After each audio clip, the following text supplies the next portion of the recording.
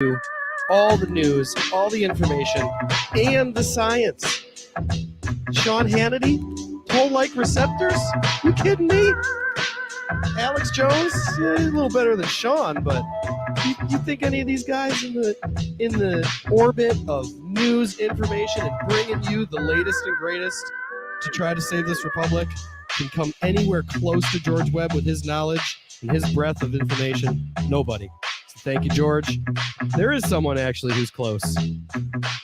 Maybe in his own way, even more and different and amazing. This community, we're just each, doing what we can to bring the information, and it's Mark Kulak coming at you here. It's actually a Kulak replay today. We got Tyrone and John in the studio.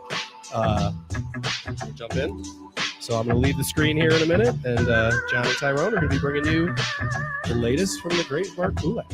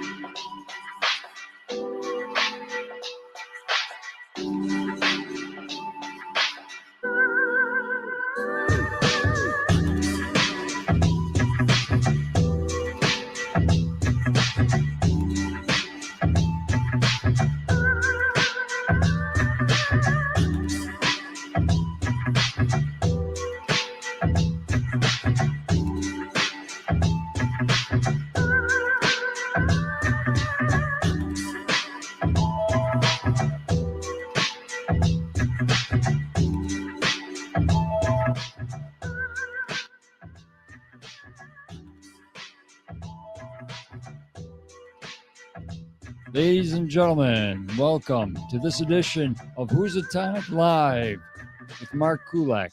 Today is May 3rd, 2022, and we have today is Mark Kulak's day off, so Tyrone and I are going to be walking through some of his latest material and trying to make a few comments on it in regards to, in light of the research that George has been doing the past couple days.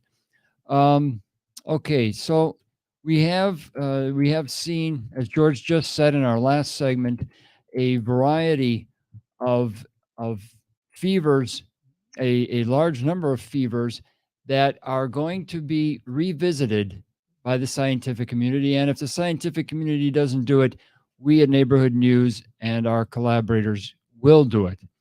The latest information goes to what Mark Kulak started to present 4 weeks ago when he got into essentially the people behind Metabiota. Remind our viewers that Metabiota was started, I think, in late 2010 or thereabouts, with the help of several prominent venture capitalists, among them Rosemont Seneca, which no longer has a Wikipedia page thanks to Mark Kulak. The Metabiota story is a short one. The story behind the people behind Metabiota is a very long history. It goes back at least 55 years.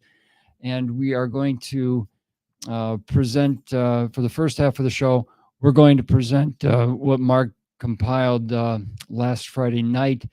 And we started to get into it briefly on yesterday's show with Mark. It's called episode 135.2, 20 people, 20 stories. So yesterday we got into Nathan Wolfe, and we did a lot with Nathan Wolfe's story and with his mentor. We just got into to a couple of his mentors, namely Donald S. Burke, who's now at UPenn, UPMC, and with William Koresh. So in a few seconds, we're going to start playing that video, pick up a little bit where we left off, and occasionally we'll stop and make a couple of comments on that. Regarding the response to SARS-CoV-1, and that is when she became the first female director. You said about Gerberding. But we assume you are familiar with his newfound fame as a person promoting a greater truth about vaccination, in spite being from a family of intelligence agents and being entangled in the development of gene therapy for nearly 30 years. Also, in our map is Dr. Julie Gerberding, as shown here. Dr. Gerberding was in our first episode of 2020. Gerberding is a longtime associate of Dr. Fauci, going all the way back to the start of the HIV outbreak in San Francisco in the 1980s, where she was a practicing nurse. She also worked a lot with Dr. Anthony Fauci in 2003 regarding the response to SARS-CoV-1, and that is when she became the first female director of the CDC. Gerberding joined Merck Corporation in 2014, becoming a vice president with Merck just in time to help Robert Malone take the DTRA-funded Ebola vaccine from Newling Corporation and bring it to early trials in West Africa and then to production. As we will see, almost every one of the approximate 20 people that we are discussing in this episode of 2020 played meaningful roles in the response to both COVID-19 pandemic and to the West Africa Ebola outbreak between 2013 and 2016. Most of the remaining people of this second episode of 2020 were not in the first episode. Dr. Tracy McNamara, who was a veterinary pathologist and a professor of pathology of Western University of Health Science College of Veterinary Medicine in Pomona, California. Dr. McNamara specializes in the recognition and understanding of the diseases of captive and free-ranging wildlife, and is best known for her work on the discovery of the West Nile virus in 1999. Tracy, that was a really interesting story, the whole West Nile story, because at the time you were seeing these things, a lot of people in human medicine, at least, weren't listening. Could you tell us briefly what the problems were? Well, I think back in '99, there was a complete separation of human medicine and veterinary medicine. And we also need to recognize that within veterinary medicine, we're really talking the USDA when you're talking about a powerful federal agency, and all they really care about is cows. And I was dealing with dead crows and dead zoo birds, and neither were deemed very important. So we missed early warning of West Nile virus by a good 2.5 months. And what flipped the switch? What made people finally listen? Oh, well, yeah, I encountered a lot of resistance initially and had terrific difficulty in getting my samples tested because people just did not believe there was any link between the birds with encephalitis and the people dying in New York City with an unusual encephalitis. I finally realized I needed to talk to people who had a real can-do attitude, BL3 containment, BL4 containment, and the ability to create novel diagnostic assays. And so I called up colleagues in the Army. And when public health heard that Fort Detrick agreed that this was indeed something brand new, that's when things turned the corner. I wasn't just some veterinarian, raising Cain about a bunch of dead birds, but we finally made that link between, a flavivirus in birds and a flavivirus in people, and that they were one and the same.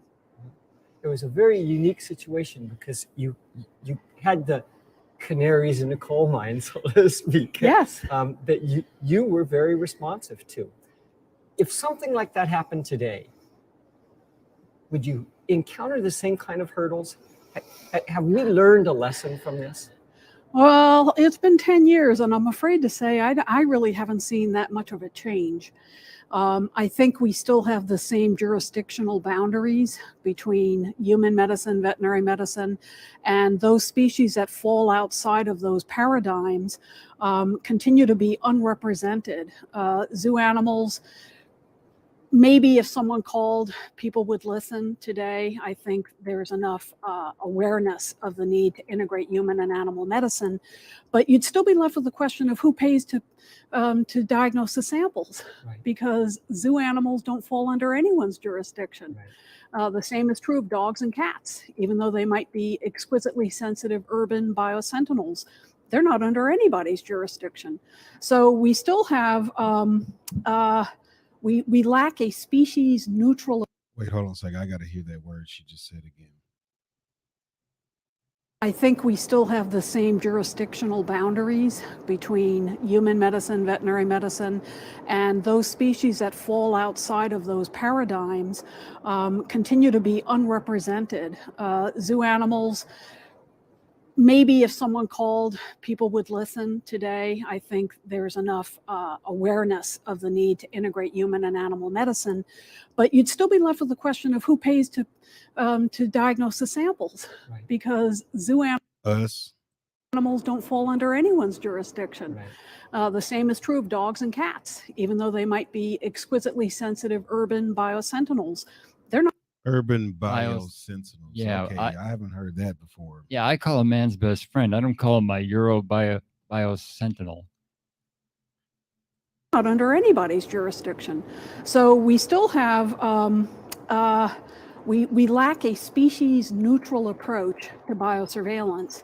And the reality is no one can predict who or what might serve as the next sentinel for the next emerging infectious disease. In the 1990s, she was actually working at that Bronx Zoo where she is the person who found. I never voted for any of this. What does she mean by jurisdiction? Where does she get her authority, and how does she have jurisdiction over me or you? Well, that Fauci already said that, we ought to just follow the science, and they'll lead us out of this pandemic or any future pandemics. They'll quickly come up with a new vaccine, or at least that's their hope.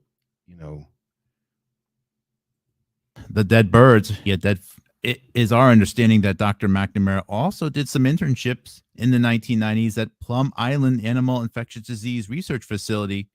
And that is when Dr. Roger Breeze was the director at Plum Island. And that Dr. Breeze also had direct access to the only known samples of West Nile virus in the United States before the discovery of West Nile virus in 1999 via his friend and roommate, Dr. Shope at Yale.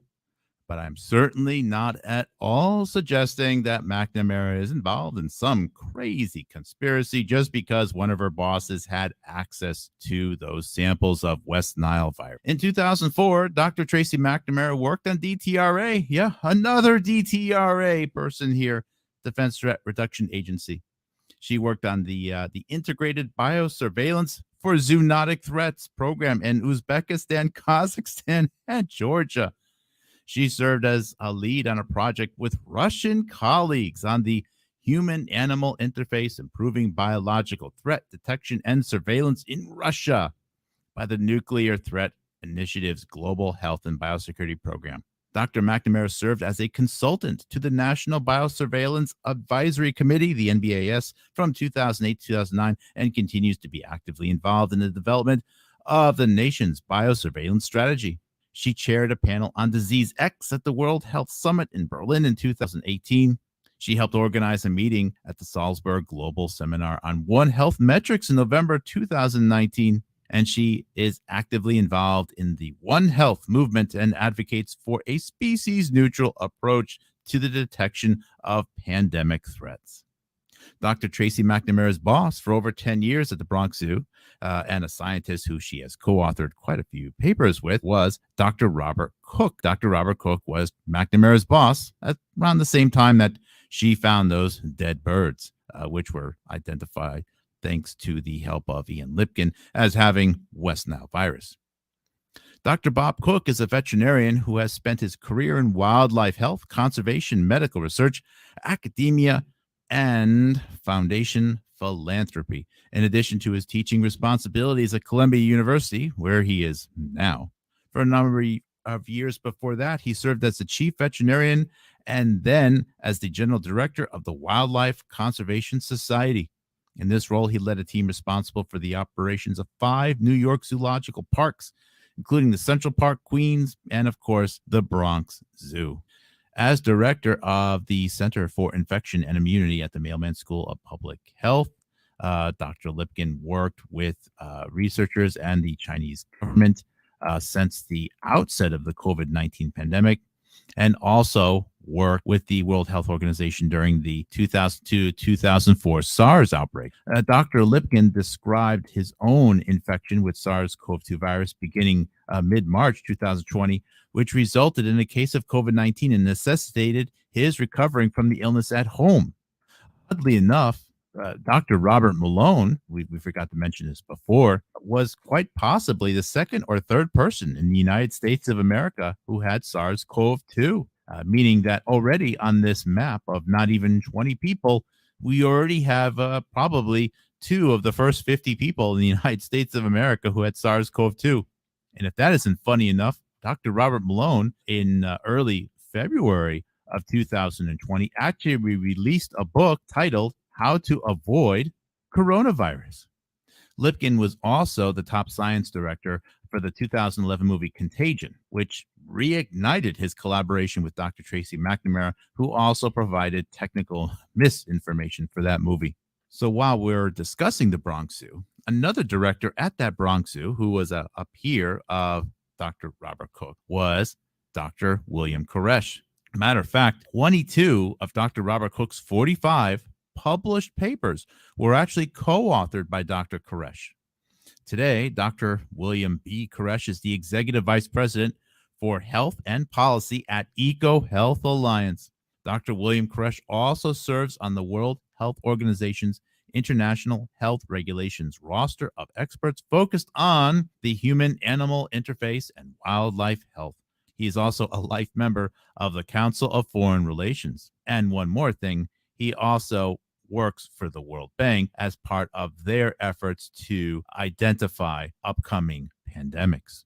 Dr. Koresh coined the term One Health in 2003 to describe the interdependence of health ecosystems, animals, and people, and has pioneered solutions-oriented initiatives with this concept as the guiding principle. International programs under his direction in over 45 countries have covered terrain from Argentina to Zambia and include efforts in the Congo Basin to reduce the impact of diseases such as Ebola, measles, and tuberculosis on humans and endangered species such as gorillas and chimpanzees, to global surveillance systems for emerging diseases.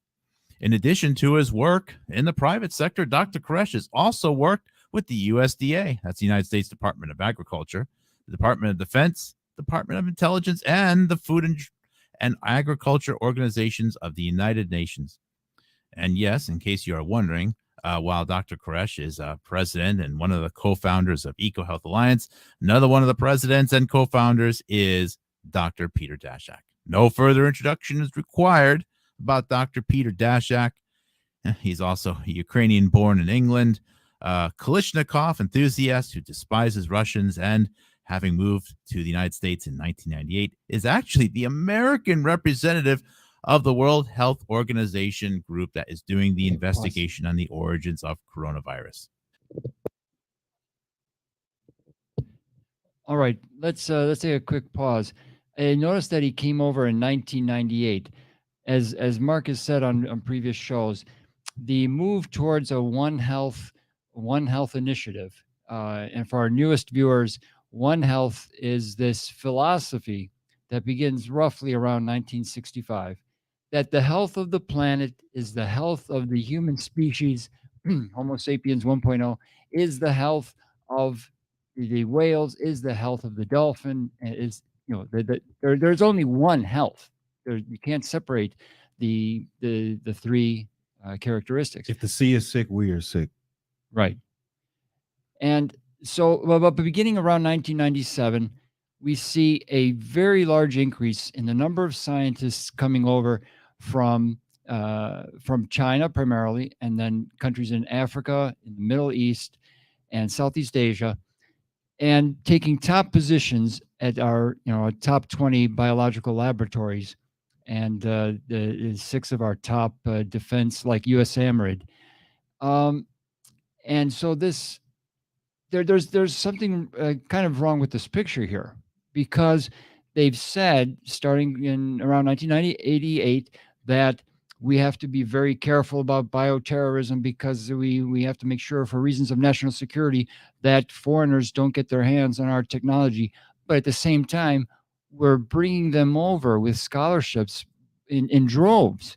And many of them, at least in China, have ties to, their parents had ties to the Chinese Communist Party. So there's something not right with this picture. Let's go ahead with the video.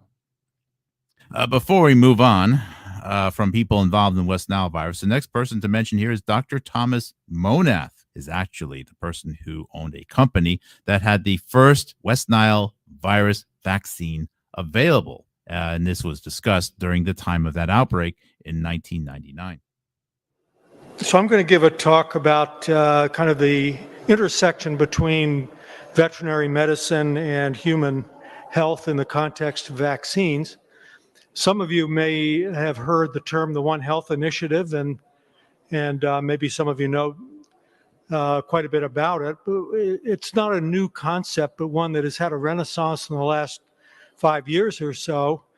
And it's really a movement to forge the disciplines or collaboration between human health, veterinary medicine, and environmental science, and to enhance public health through such collaborations. And Dr. Monath is a physician and is a consultant to the biotechnology industry. He is currently Chief Scientific and Chief Operations Officer, at least as of a few years ago, of Newlink Genetics Corporation. He was actually Dr. Robert Malone's boss at Newlink Corporation between 1992 and 2012. He was an adjunct professor at Harvard University School of Public Health.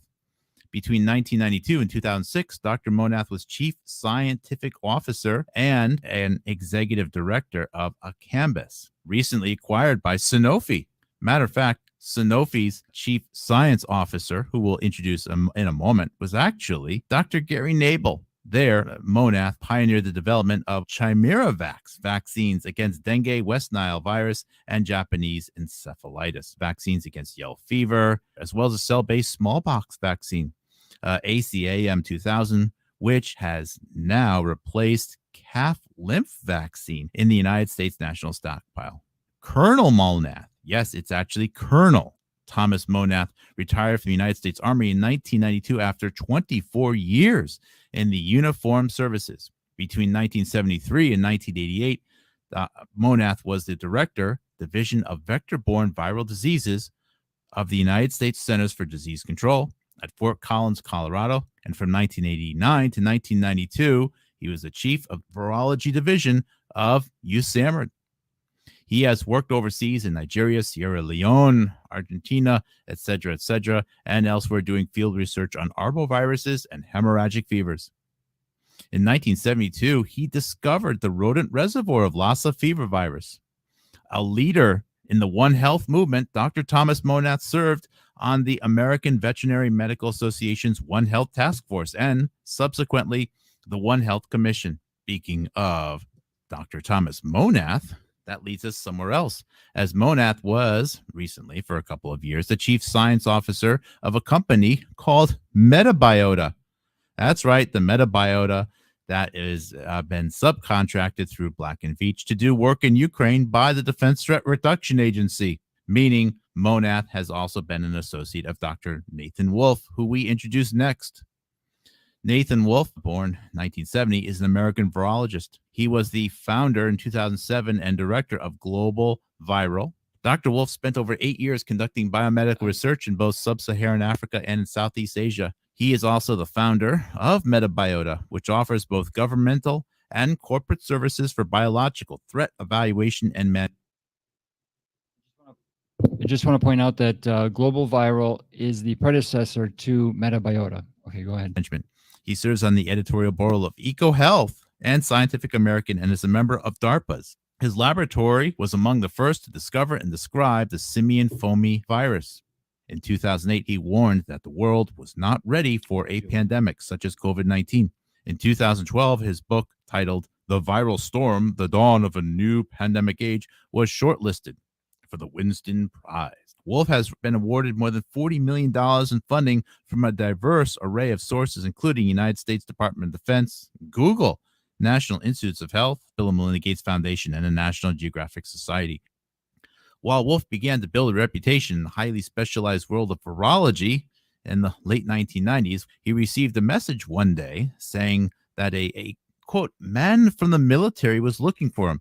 That man turned out to be, shown here, Dr. Donald Burke, who was the chief virologist at the Walter Reed Army Institute of Research, now based in Silver Spring, Maryland.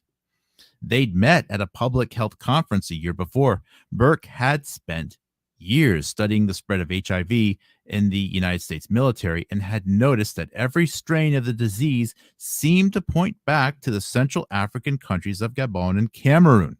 In the late 1990s, Burke made contact with Cameroon's military, whose public health officials pointed him towards bushmeat or wild game taken by rural hunters.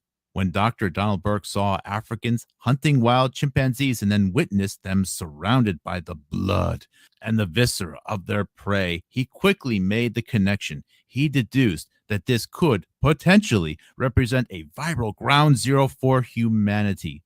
No one had ever come to this conclusion before. It needed to be researched, and Burke asked Wolf to lead the way. Burke is actually a distinguished university professor of health science and policy at the University of Pittsburgh and dean of the Graduate School of Public Health.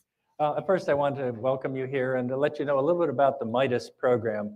The MIDAS program stands for the Models of Infectious Disease Agent Studies. It's funded through the National Institutes of Health and is a national network of scientists where we do research for computational and mathematical modeling to prepare the nation responding to outbreaks of infectious diseases, whether deliberate or natural. And although we played this as a game, these are in fact, as I think you appreciate, pretty serious situations. So that when there are epidemics, we develop models that people use to make decisions, to intervene, to try to mitigate any epidemic. This is Irene Ekstrand, our program officer at NIH, just did a word cloud from the annual reports, and this is the kind of things that we work on. So why do we model? There are a number of reasons to model, but there are three main purposes. First is to look backwards, to understand the past, and to understand and explain disease dynamics, so that you can do the statistical inference and then the simulations to see if you can understand what happened before. Then you can use that information to predict forward into what could occur in the future for prediction and preparation against possible future epidemics.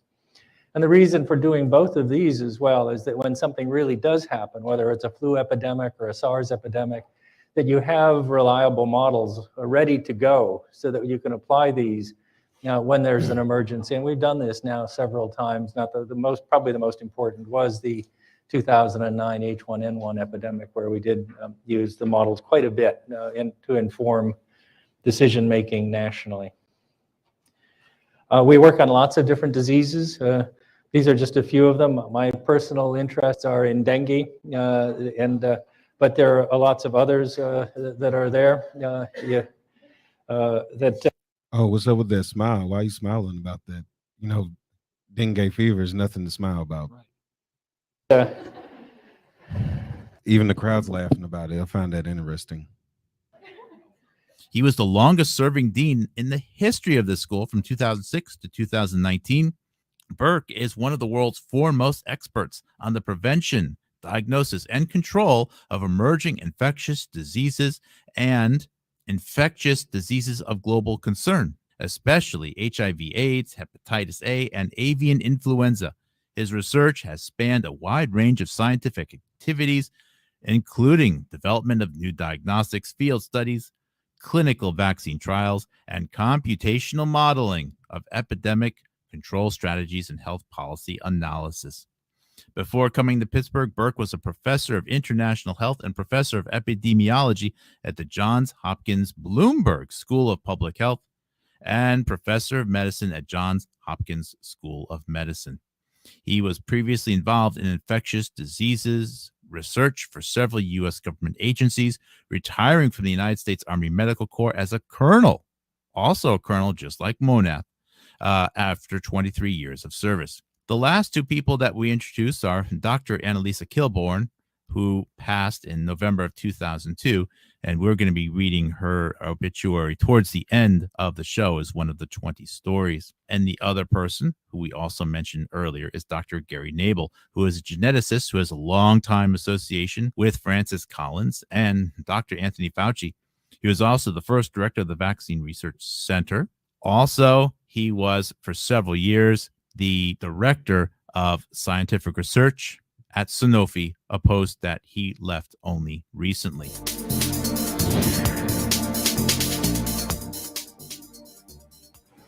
Is that what he's trying to do? My name is Gary Nabel. I'm the director of the Vaccine Research Center at the National Institutes of Health. This is the antibody? Yes. As I was completing my graduate work and my medical training, we were seeing some of the very first cases, at least in Boston, of AIDS come through the hospital. Here in this part of the lab, I think it was really having seen, these just devastating cases of HIV infection in very young, otherwise healthy people, really the deadly consequences that got me motivated to try to understand it and then try to do things to prevent it. this is a remarkable machine that's really important. When I started, I think that it clearly was an insurmountable task. I'm not sure I recognized all of the complexities that we have since uncovered. You know, hundreds and thousands. I, in many ways, view it as probably the greatest challenge, both scientifically and from a public health point of view. Well, have they failed so far? I don't know. It's I mean, are they curing people of HIV? no. Well, I guess they're still failing, unfortunately. Well, they need time. You know, they've only had 37 years so far, so let's give them time. So they just need more test rabbits? Well, they don't put it Or like maybe that. they're just attacking the problem wrong? Well, how come after all these years, people in Michigan, scientists in Michigan and Minnesota and Nebraska and Kansas aren't getting involved? How come it's always South? It's the same small group of people in Boston, or specifically Cambridge, or in Manhattan. How come? I think you're asking the wrong person this question. But let's continue. That we've probably faced in our lifetimes. So do you think it actually, you can select? I think the other thing, though, that has kept me involved, interested, and relatively optimistic are the scientific advances that we've seen in the last 10 years. We now understand more about the genetic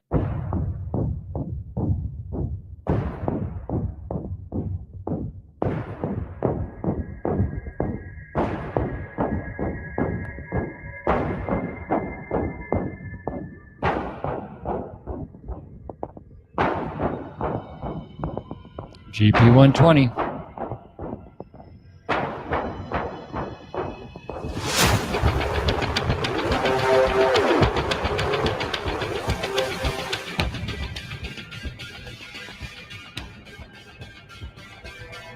neutralizing antibodies, which we really think is a key to making the kind of progress we need for an effective vaccine. I'm sorry, I think I skipped something.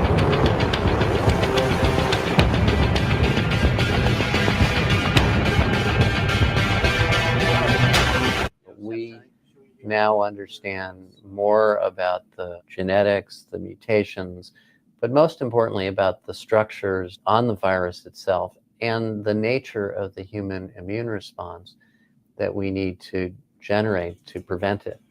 All of us in the field have been encouraged by the advances we've made in defining broadly neutralizing antibodies, which we really think is a key to making the kind of progress we need.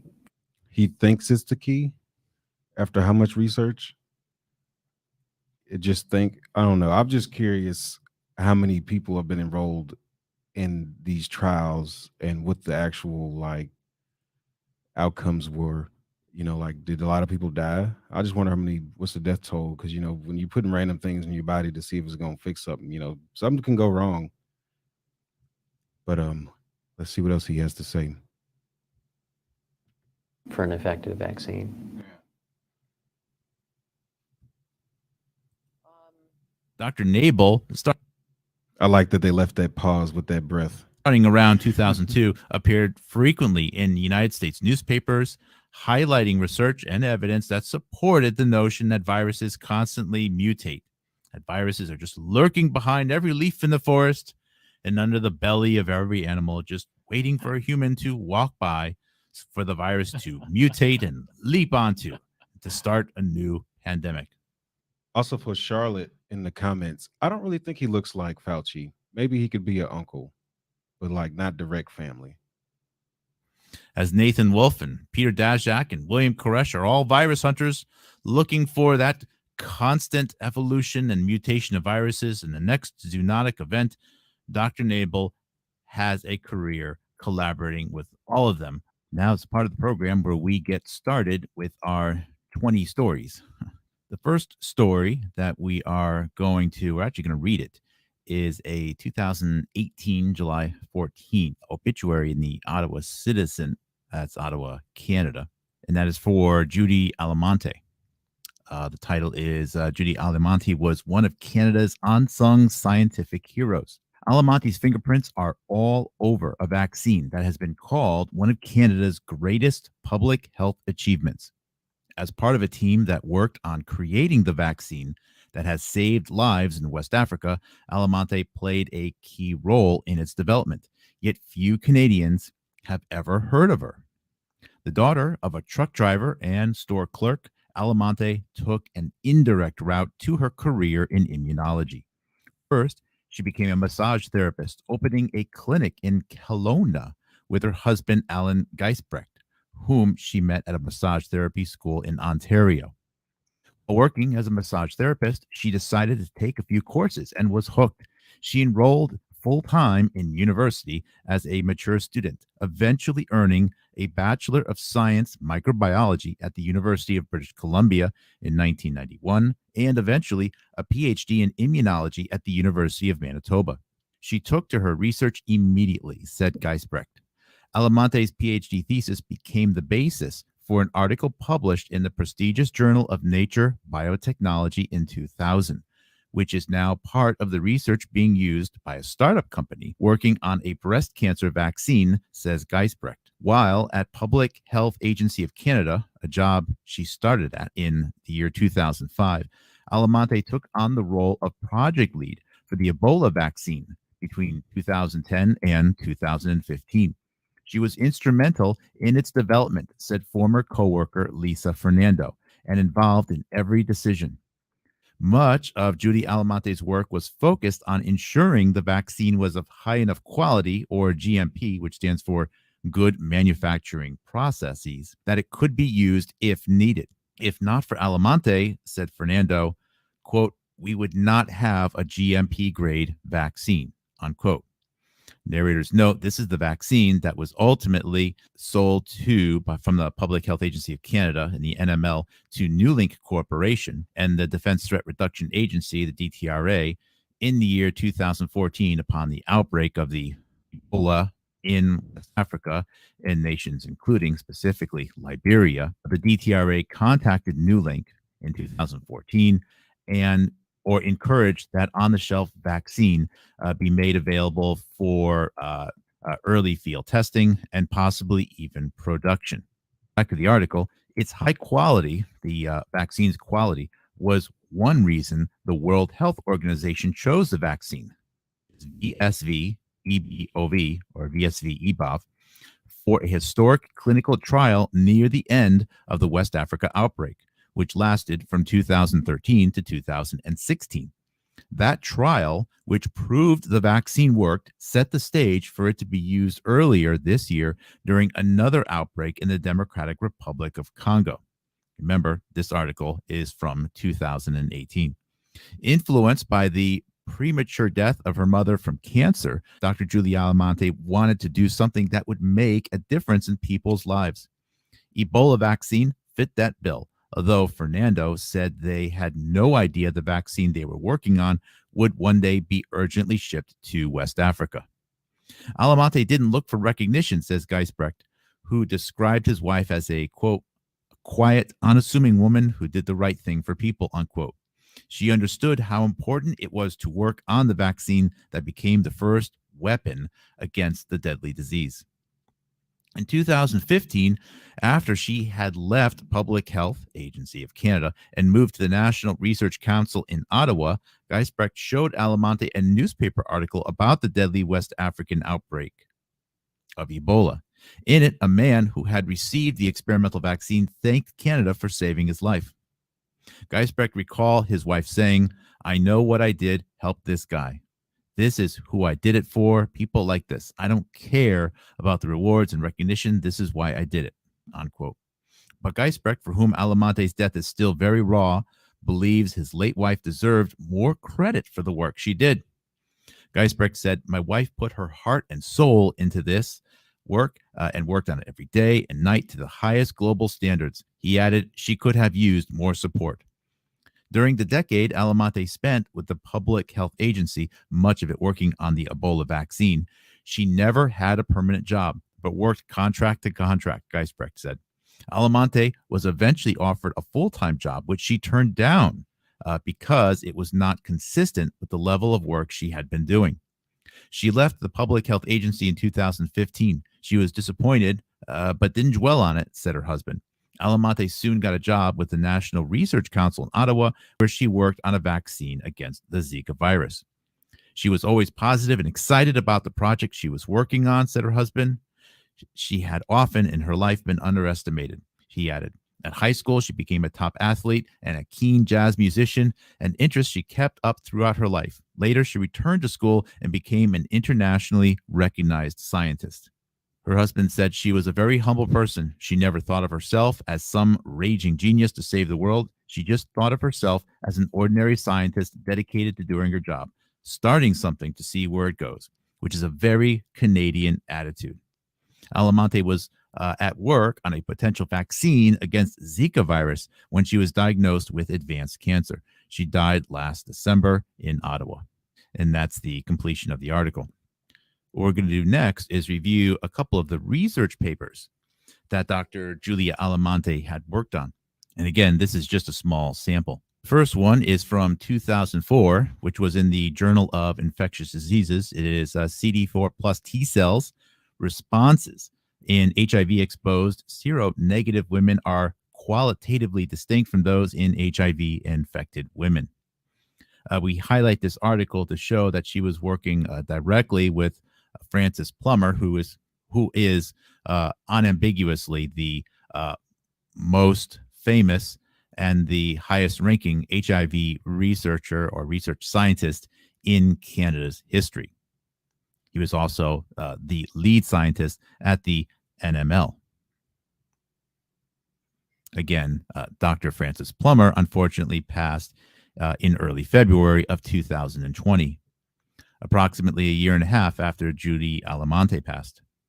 The abstract there read, the immune response of a human immunodeficiency virus or HIV-exposed seronegative or ESN women may be qualitatively different from that in those infected with HIV or HIV+.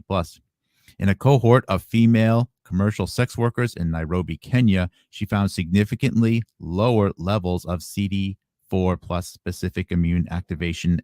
Two stories that we are going to review involve Zika virus and the Zika virus vaccine, as well as the Ebola virus, vaccine for the West Africa Ebola outbreak, 2013-2015. This is a February 22nd, 2016 article from CEN, or the Chemical and Engineering News, titled "Gearing Up to Fight Zika, Researchers Scramble to Develop Tools and Treatments to Combat the Mosquito-Borne Virus." When the Pan American Health Organization put out an alert last May about the first confirmed cases of Zika virus infection in Brazil, the news barely registered. After all, compared with other mosquito-borne viruses, such as potentially life-threatening dengue and yellow fever, Zika seemed pretty harmless. Only 20% of the people infected with Zika even became ill, and their symptoms tend to be mild. But in January, 9 months after the organization raised the alarm, doctors in Brazil reported a disturbing trend that coincided with Zika's spread across the country. Since October of 2015, more than 4,000 babies in Brazil had been born with abnormally small heads and brains, a rare condition known as microcephaly. Although further analysis lowered that figure by 462 cases, the sharp rise nonetheless has experts worried that Zika could be to blame. For comparison, Brazil reported just 147 cases of microcephaly for the entire year of 2014. Zika is also being blamed for an uptick in cases of Guillain-Barré syndrome, a potentially life-threatening disorder in which the body's immune system attacks the central nervous system and causes paralysis. As with microcephaly, the evidence connecting Zika and Guillain-Barré is still circumstantial. Nevertheless, the link is strong enough for the World Health Organization to declare the Zika outbreak a public health emergency of international concern. Margaret Chan, the World Health Organization's Director General, said earlier this month that the virus. I just want to make a quick comment on Julie's career. At Mark's urging, I did a little bit of research into her background, and one thing that jumped out, two things jumped out at me. One was that she was the person who did more than her share of the legwork of, taking these frequent trips abroad, getting dirty, literally dirty, risking, putting her life somewhat at risk, working with these patients. And the second thing that stood out was that she was precarious. Precarious from a European standpoint means that you don't have a permanent job, a long-term unlimited contract with the company you're working for. You're working on contract, and the contract is renewed 6 months to a year at any point. You have very little, if any, benefits. They can get rid of you at any time. And that usually the people that, in my personal experience, younger people that I've worked with who are precarious tended to be really good people. And I think the fact that she was a jazz artist also supports that. So this means that they were ready to get rid of her at any point if she, perhaps if she went off the script, or didn't play ball, didn't exactly follow the protocol for certain discoveries. Certain discoveries had to be passed up the chain and be approved before they could be published. All right, go ahead and roll the rest of it. Is, quote, spreading explosively, unquote, through the Americas with cases of active virus transmission in at least 26 countries and territories in the Americas. Panic over the virus has prompted health officials in some countries to take the drastic measure of advising women to delay pregnancy for months or longer. In El Salvador, Deputy Health Minister asked women to avoid becoming pregnant until 2018. Narrators note there were also reports of hundreds or maybe even thousands of abortions which were requested because pregnant women were concerned that their child may have a birth defect. Returning to the article, with Zika making headlines in the past month, scientists have been scrambling to get a handle of the virus. Industry, government, and academic scientists have all announced efforts to develop and test treatments and vaccines. But the path ahead for these researchers is long and full of pitfalls. Even though Zika has been around for almost 70 years, surprisingly little is known about the virus and its basic biology. Moving forward in the article, it continues to say, even if someone manages to access the live virus and can find a compound that kills it in cells, the researcher will hit another roadblock. To date, no one has published practical animal models of Zika virus to screen potential therapies against. Dr. Priscilla Yang points to a paper from the 1970s in which scientists did an intracranial injection of Zika virus in newborn mice, but she notes that this is a poor model because many small molecules can't slip past the blood-brain barrier. Dr. Sina Bavari says, we're basically starting from scratch on this one, unfortunately. He is here identified as the Chief Scientific Officer, the CSO, at the U.S. Army Medical Research Institute of Infectious Diseases, aka USAMRIID. And this is why we highlight this article, because it shows how many people in our 20-person map connect to research on the Zika virus vaccine. In particular, Dr. Sina Bavari, with him collaborating with Dr. Robert Malone and David Hone on this work. David Hone being in the DTRA, with Dr. Robert Malone having his own consulting company providing many of the most referenced papers on the global spread of Zika virus in 2015 and 2016. The paper continues, Dr. Sina Bavari and colleagues are currently working with pharma companies to see if they have any compounds that inhibit Zika virus replication in cells. Dr. Bavari says they're primarily interested in compounds that have passed the hurdles of phase 1 and phase 2 clinical trials but are still sitting idle for business reasons. Dr. Sina Bavari says that's because it can take upward of a year and a half just to get a new compound ready for phase 1. Dr. Sina Bavari says, my worry is that by the time we get something out the door, the outbreak will have already burned out. I want to repeat that. Bavari says, my worry is that by the time we get something out the door, this outbreak will have already burned out.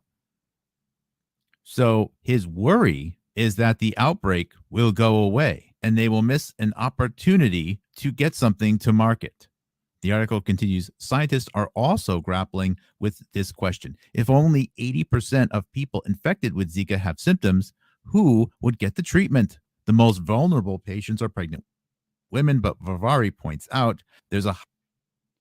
Okay, I just want to point out there that the debate on Zika was raging around 2000, and especially in New England, there was this tremendous uptick in the number of papers written about Zika, and a lot of people on both sides there was a great debate about Zika specifically, more than all the other fevers combined. And later on in the show, we'll take a look at why that was. But let's continue here. High bar when it comes to approving a medication that can be given to them. He says they don't even want to drink caffeine. Other scientists are working to develop a vaccine against the Zika virus. Earlier this month, President Barack Obama said he would ask Congress for $1.8 billion to combat Zika at home and abroad. Of those funds, $200 million would be used for vaccine development. The U.S. National Institute of Allergy and Infectious Diseases, Sanofi Pasteur, and New Link Genetics Corporation are among the heavy hitters in the vaccine field who've said they'll step up to the plate. Narrators note that the scientific director at Sanofi Pasteur at this time is Gary Nabel, who is also one of the 20 people who is in this episode of 2020. The article continues, even so, it could take 3 to 5 years before a vaccine is ready, experts say. Dr. Thomas Monath, Chief Science Officer of New Link Genetics Corporation's Infectious Disease Division, led that firm's effort to develop an Ebola vaccine and was Chief Scientific Officer also at Acambus, where he worked on vaccines for dengue and yellow fever. Monath tells CEN he thinks a large field trial of 10,000 to 20,000 people across multiple sites will be necessary to determine efficacy once a Zika vaccine is deployed. Monath said, only after those trials would you contemplate doing studies in pregnant women, unquote. Narrators note, first off, you can see the constant lowering of the bar of what's required before this stuff gets into people, and the continuing reminder of the urgency. The article continues for another 12 paragraphs, but we read this part to highlight how influential Dr. Julia Alamonte is, and how unfortunate it is that her work is so seldom mentioned. Episode 1 of 2020 reviewed a Ebola vaccine research discussion panel that occurred on December 16, 2014, with Dr. Fauci, Julie Gerberding, who, again, vice president of Merck at the time of the Ebola outbreak in 2014, Dr. Slawi, and a couple of other people. This video was actually deleted from C-SPAN as we were restreaming it. Another article that we reviewed was a New York Times 2014 article titled Ebola Vaccine Ready for Test, Sat on Shelf. And this article, although it does not mention Dr. Julia Alamonte by name, it is basically all about her work in maintaining the materials which were going to be used for researching and then manufacturing this vaccine. But in this episode, too, we are going to highlight a couple of other articles regarding the Ebola outbreak and the Ebola vaccine from 2014. This August 6, 2014 article from the Des Moines Register, Des Moines is a city in the United States state of Iowa, is titled Disease Outbreak in West Africa. Ames firm works on Ebola vaccine. $1 million contract allows Newlink, and that's Newlink Genetics Corporation, to quicken progress towards human trials. Reading through the article, it reads, an Ames-based company is working on a vaccine for a virus that has killed nearly 900 people. Again, this is as of August 6, 2014, in West Africa. Newlink Genetics said Tuesday it entered into a $1 million contract with the federal government to bring an Ebola vaccine closer to human trials. Gordon Link, the company's chief financial officer, said the contract amount could grow, but the initial funding allows Newlink to get started on its work. Newlink subsidiary Bioprotection Systems Corporation, also based in Ames, Iowa, holds the contract, which is for pre-toxicology studies and the manufacture of clinical materials. The company contracted with the United States Defense Threat Reduction Agency, the DTRA, which operates under the Department of Defense. The agency started seeking applications to develop a vaccine for Ebola and other viruses in February of 2013. Wow. Newlink applied and went through the proper competitive process, but the outbreak in West Africa sped up the awarding of the contract. Narrators note, urgency again being used as an excuse to skip traditional safety measures and get the product into the arms of people. The article continues. Sound familiar? The Centers for Disease Control and Prevention expect that the virus has killed about 887 people across 4 countries, Guinea, Liberia, Sierra Leone, and Nigeria. The Ebola virus is only transmitted through direct contact with bodily fluids. Link said the pharmaceutical company licensed the Ebola vaccine in 2009 from the Public Health Agency of Canada, the vaccine's original developer. Since then, he said, Newlink has been working on the vaccine, but recent events increased its necessity. So again, we show the names here. It's going to be Dr. Thomas Monath and Malone of Newlink Genetics Corporation brokering the vaccine. It is David Hone at the DTRA and Sina Bavari at USAMRIID evaluating it and funding this work. Dr. Anthony Fauci plays a large role from a policy perspective within the United States government in making sure the funding is provided. It was Dr. Francis Plummer who personally was requested to sign over the intellectual property from Public Health Agency Canada to Newlink Genetics a few years before this. And the development of the vaccine with Kobinger, Chu, Alamante, Plummer, and Feldman. Again, with Alamante, the unsung and often overlooked hero who passed in 2017, playing a key role in the vaccine being available at the time it was needed. The article continues, the company, this is Newlink Genetics, is mainly focused on developing therapies that stimulate the immune system to target and destroy cancer cells. Without the federal contract, Link, the CEO, said the company would still work on the Ebola vaccine, but at a slower pace. Narrators note, isn't it interesting that after the use of new gene therapy, quote unquote, vaccines to address COVID-19, they are immediately turning into cancer moonshot, which is now the use of this technology to treat cancer. Another article that we want to highlight is from 2014, and this is from the U.S. Army website titled USAMRIID Supports Ebola Virus Disease Outbreak Response in West Africa. Skimming through the article, it reads, from on-site laboratory support in Liberia to training of key personnel to accelerated research efforts on diagnostic, vaccine, and treatment approaches, the U.S. Army Medical Research Institute of Infectious Diseases is playing a significant role in assisting the Ebola virus disease outbreak response in West Africa. The United States Department of Defense is supporting the U.S. Agency for International Development as part of a U.S. whole-of-government response effort to the Ebola virus outbreak, as announced by President Barack Obama on September 16th.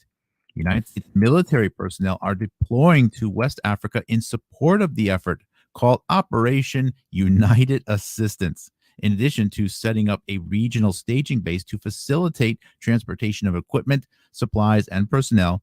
The United States military is establishing additional treatment centers in Liberia and providing medical personnel to train healthcare workers in the region. Late September, USAMRIID was asked to provide training to deploying U.S. forces, according to Lieutenant Colonel Neil E. Woolen, who directs the Institute's biosecurity program. Several personnel have volunteered to serve on mobile training teams that travel to deploying units to train and certify troops who will be working in Ebola-affected areas of West Africa. Since April of 2014, USAMRIID and the National Institute of Allergy and Infectious Diseases Integrated Research Facility have provided personnel training and diagnostic laboratory support to the Liberian Institute for Biomedical Research on a continuous rotational basis, according to Randall J. Shope, PhD, Chief of USAMRIID's Applied Diagnostics Branch. He and several others helped to set up an Ebola virus testing laboratory in Liberia and trained local personnel to run diagnostic tests on suspected Ebola hemorrhagic fever clinical samples. Continuing on, it says, USAMRIID is leading the evaluation of several promising Ebola medical countermeasure candidates, including therapeutics and vaccines, according to Scientific Director Sina Bavari. So, this is again verification that Bavari was most likely leading this effort at USAMRIID, possibly even interfacing directly with Alamonte and others at the Public Health Agency Canada. The article continues, Dr. Bavari, an expert at building public-private partnerships, says the current outbreak offers researchers an opportunity to accelerate the development of medical products to prevent and treat the disease through collaboration with pharmaceutical companies and other government agencies. Among the products being evaluated by USAMRIID are 4 potential therapies, including synthetically made small molecule drugs that have shown efficacy against a broad range of viral diseases, according to Bavari. One of these drugs, known as BCX4430, has been tested in animal models at USAMRIID. Its parent company is in the process of filing an investigational drug application with the FDA to begin phase 1 clinical trials in humans. He continues on to talk about the ZMapp therapy, the Ebola vaccine made by New Lake Genetics, and other antivirals, one of which I believe is remdesivir. Next, we're going to watch this short video from August of 2015 regarding rumors and suspicions about the origin of West Africa Ebola outbreak and those trying to fight it. Are rumor and suspicion hindering the fight against Ebola in West Africa? A 2-year-old boy named Emile is officially thought to be the first case in the outbreak. He lived in what's considered the epidemic's ground zero, a dense forest linking Guinea, Sierra Leone, and Liberia. But it's unclear how he got Ebola, possibly from a fruit bat. We brought him to the health center. They gave us medicine. But despite this, when we returned home, he died that night. Some local officials believe a woman got infected in Sierra Leone and crossed the border, spreading it to Guinea. It's the woman who came, who left a village in Sierra Leone where there were many deaths, and many Guineans are married in that village. And conspiracy theories abound, like white men employing a vaccine campaign to kill those who live in the forest, the government using the epidemic to take control of people and land, and outside governments trying to delay elections to first seal business deals. These suspicions reflected deep resistance among West Africans to foreigners and authorities in a very poor region long mined for its wealth of natural we see what y'all trying to do over here. Simply rumors and conspiracy theories are raised up and discussed and spread because it's the only way to connect an uncertain situation where explanation is not clear at all. It's some kind of survival and intellectual response. The mistrust Or it's logic and fact-based. trying to combat Ebola, which has now killed more than 6,000 Obviously, these people are victims. just illogical Some villages because in they're just so Guinea scared of beat the up Ebola healthcare virus. workers and erected barricades to keep them out. That's where, for example, anthropologists intervene to do some kind of translation of what is the logic and rational view inside what seems to be totally irrational. We have the logic. Anthropologists say We will bridging give that it to you. divide, that gap in understanding between those who can help and those who need help, is a key to ending Ebola. Cindy Sharp, Associated Press. So what are the odds that the Ebola hemorrhagic fever, which can only be spread through direct contact, was being spread by bats or monkeys or dirty serving utensils, and not one of the most direct way to get into someone's bloodstream, and that is through vaccination? And I wonder how much of a conspiracy this really is. this belief amongst the local population that it was actually being spread by the medical response workers. And this is just a little bit of a teaser. We're going to get more into Metabiota later, but Metabiota, yes, the company that was founded by Nathan Wolf, one of the 20 people who we talk about here, was the company that was responsible for identifying that this outbreak was happening and providing logistical support in the response and analysis of how the response was going. And some of the articles that we read talked about this premonition that Ebola may be coming and the paperwork being filled out by Newlink Genetics to get Ebola approved starting in 2013. And it just so happens that newspapers on September 2nd of 2013 were already talking about Nipah and Ebola and Nathan Wolf. And in the same articles, we're also talking about EcoHealth Alliance and Peter Daszak. Yes, that's the same Peter Daszak who is deeply entangled in the outbreak of coronavirus in 2019 and is also part of our 20 people in this episode. Before moving on to stories about the West Nile virus, Metabiota, and other stories, it is important to note that several people within this episode of 2020 all worked at the Bronx Zoo. As such, it would be beneficial to know where the Bronx Zoo is and to get a little history of it. The Bronx Zoo, also historically known as the Bronx Zoological Park, is a zoo within the Bronx Park in the Bronx, and the Bronx is a borough, one of the 5 boroughs of New York City.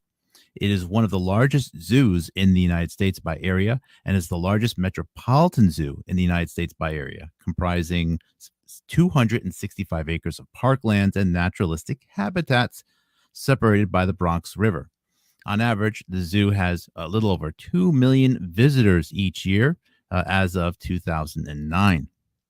The zoo opened in November of 1899, featuring 843 animals and 22 exhibits back then.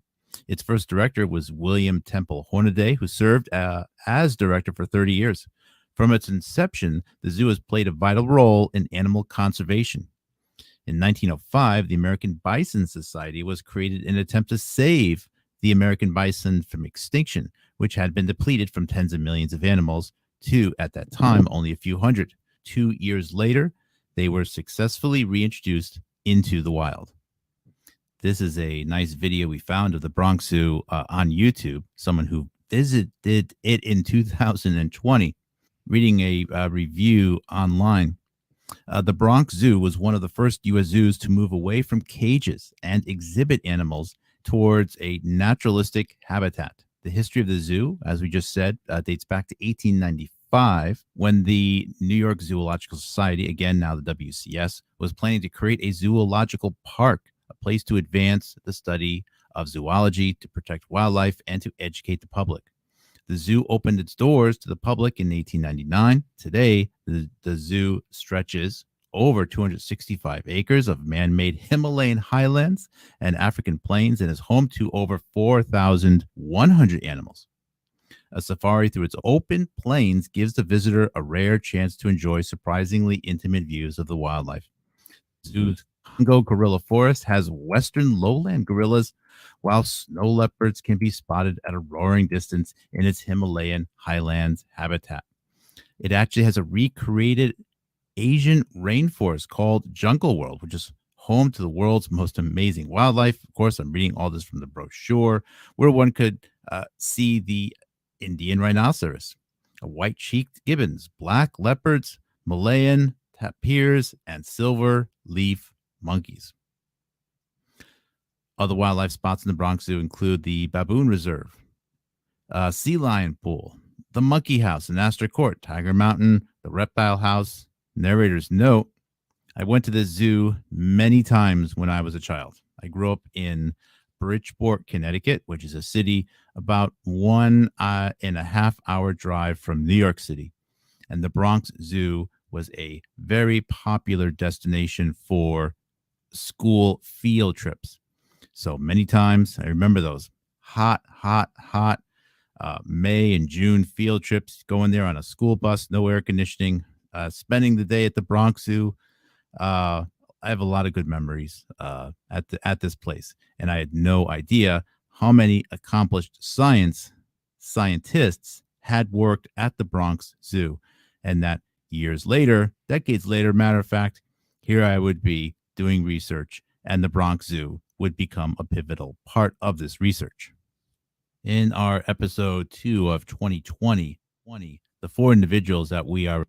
You would think maybe we would be getting some zoonosis from these zoos, don't you think? They always talk about wildlife gonna give somebody a disease that kills people around the world. I mean, there's zoos everywhere, and surprised we ain't get no outbreak from a zoo by now, or like sometime in the past. Yeah, how come it didn't happen prior to 2012 when we started to see these patents by Sina Bavari? You know, he 2 years before that West Africa outbreak, he had came out with at least 3 patents for the detection or treatment of Ebola, and then they published this announcement: "Oh, look out! You might get an outbreak in West Africa." Come on. Referring to are Dr. Tracy McNamara, Dr. Robert Cook, Dr. William Koresh, and Dr. Annalisa Kilborn. We are actually referring to, again, WCS, the Wildlife Conservation Society annual reports. And you can find this annual report online from 1997. And if you dig into the staff at the Wildlife Health Services, you'll see that its director at that time was Robert Cook, with field veterinary studies being fulfilled by William Koresh and Annalisa Kilborn. And then there is the Department of Pathology, which was staffed by Tracy McNamara. And although there is no research paper where all 4 names are on the same paper, we know that Dr. Robert Cook authored about 50 papers, and about 50% of those are co-authored by William Koresh. And we know that Cook was the boss of Tracy McNamara. And with the collaboration well established between Kilborn and Koresh, we are quite convinced that these 4 people had worked together rather extensively, at least from the 1996, 1997 until about 2000, maybe 2001. And some of these collaborations continued after that. Again, Dr. Annalisa Kilborn perished in a plane crash in Africa on November 2nd of 2002. Now, the next set of stories that we are going to get into are in relation to the West Nile virus outbreak in 1999. The first story that we're going to read is from the New York Times, and it was published on October 11th of 1999. The article was written by Jennifer Steinhauer and Judith Miller. And the story reads as follows. On September 23rd, nearly 3 weeks after Mayor Rudy Giuliani announced that New York City was being attacked by a mosquito-borne virus often found in the southern United States, senior federal health officials convened a conference call to hear some startling news. The scientist who initially identified the virus as St. Louis encephalitis said he had changed his mind. An official who was present said it was probably a form of West Nile virus, a disease never before seen in the Western Hemisphere. Stunned by the sudden turn, senior officials at the Federal Centers for Disease Control and Prevention peppered their colleague with questions. Was he sure? Was testing done? Was the testing repeated? The officials decided not to inform New York City of the new findings immediately. They sent the scientist, Dr. Dwayne J. Gubler, back to his laboratory in Fort Collins, Colorado, to do more testing. He reconfirmed the conclusion, and the next morning, calls went out to New York City. Federal public health officials were chagrined, but not overly worried by the sudden switch in diagnosis. West Nile virus is slightly less virulent than St. Louis encephalitis, and the city was already eradicating the mosquitoes that transmitted the disease, whatever it was. But the announcement caused concern among many of the scientists and government officials who are working to strengthen the nation's defenses against biological warfare. They saw the New York outbreak as a dress rehearsal, a test of how public health officials could detect and deal with the sudden spread of a disease not typically found in the United States. To them, the misdiagnosis was unnerving. Alan P. Zelikoff, a senior scientist at the Federal Center for National Security and Arms Control at Sandia National Laboratories in New Mexico said the encephalitis outbreak in New York is a powerful lesson for public health authorities. It is a sobering and not so reassuring demonstration of the inadequacies of the United States detection network for emerging diseases. Local and federal officials agree there is much to be learned from New York's experience that can be applied equally to defense against biological warfare and the emerging need to deal with the global spread of virulent disease. While the public health system performed well in many regards, officials point to several key missteps. For instance, in testing samples from the initial victims, the CDC screened for only 6 viruses common in this country. The scientists did not test for several that have been linked to foreign epidemics or germ warfare. In addition, the scientists holding a key clue to the true identity of the virus, a bird specialist who had noticed the unexplained deaths of crows near the Bronx Zoo, could not get anyone at the CDC to return her calls for a week. In the end, she turned to several other government laboratories, including a military research center, to confirm her suspicions that the CDC had the wrong virus. The state, local, and federal health agencies involved in the investigation did not always communicate well with one another, or so it seems. Scott Lillibridge, who leads the CDC's Bioterrorism Preparedness and Response Program, said, quote, "We've learned about the need for and benefits of improvements in laboratory coordination. We've also learned how helpful surveillance can be, particularly in the beginning, to track the beginning, extent, or progress of an infectious disease outbreak," unquote. Over the past several years, the federal government has tested hundreds of millions of dollars on a national program to defend against biological terrorism. Several officials said that in light of New York's experiences, much more money should be invested in public health systems detecting epidemics. Narrators note, you'll recall other Housatonic Live episodes where we showed that throughout the early and midsummer of 2001, the United States government was talking nonstop about the need for more biological surveillance to protect Americans against a large bioterror attack in a major U.S. metropolitan center, such as New York City. As a matter of fact, on September 5th, 2001, there was a Senate hearing with Joe Biden being the head at the time of the Foreign Relations Committee.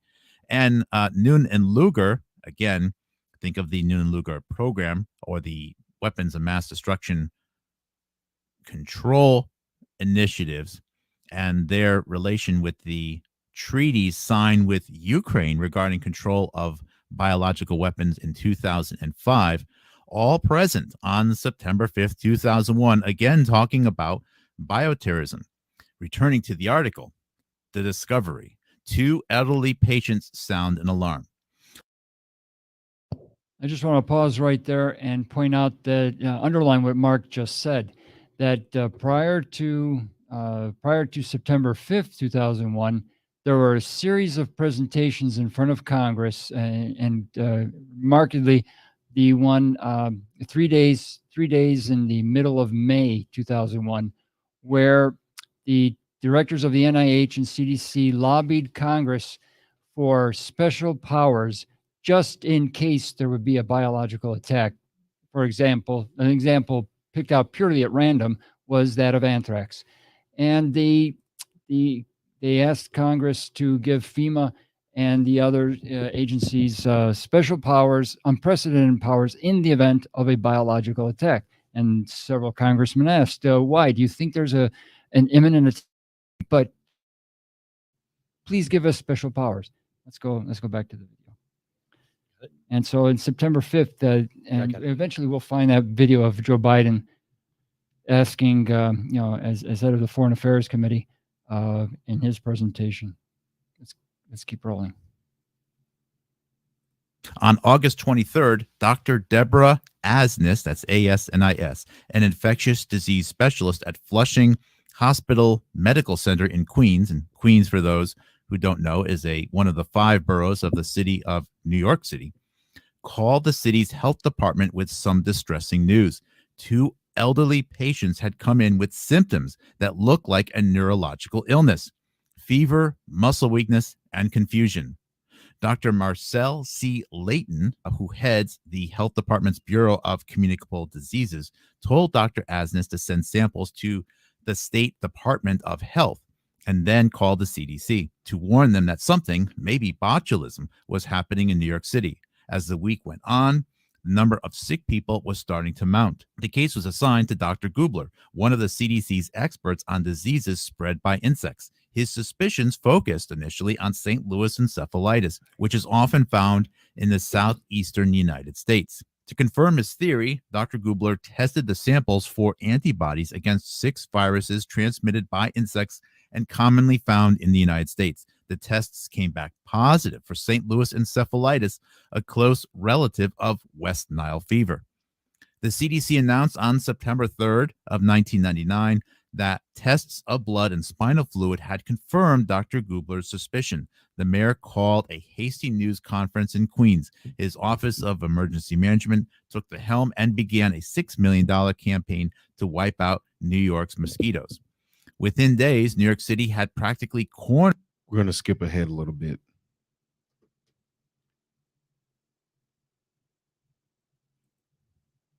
Quoted as saying, people have been studying wild orangutans for 30 years, but they've been looking at behavior. In all that time, no one took a blood sample. Orangutan populations have been squeezed on several fronts. Wild animals are losing their habitat, and many are killed or injured by hunters and by workers defending plantation crops. The demand for orangutan pets was strong in Asia, especially Taiwan. The article continues on for another 16 paragraphs, but it highlights the responsibility, visibility, and impact that both Dr. Kilborn and Dr. Koresh are having at this time. Now, revisiting the big idea of this. Habitat gets destroyed, animal gets closer to humans, humans get diseases, humans die, humans sad. Entire 2020 episode.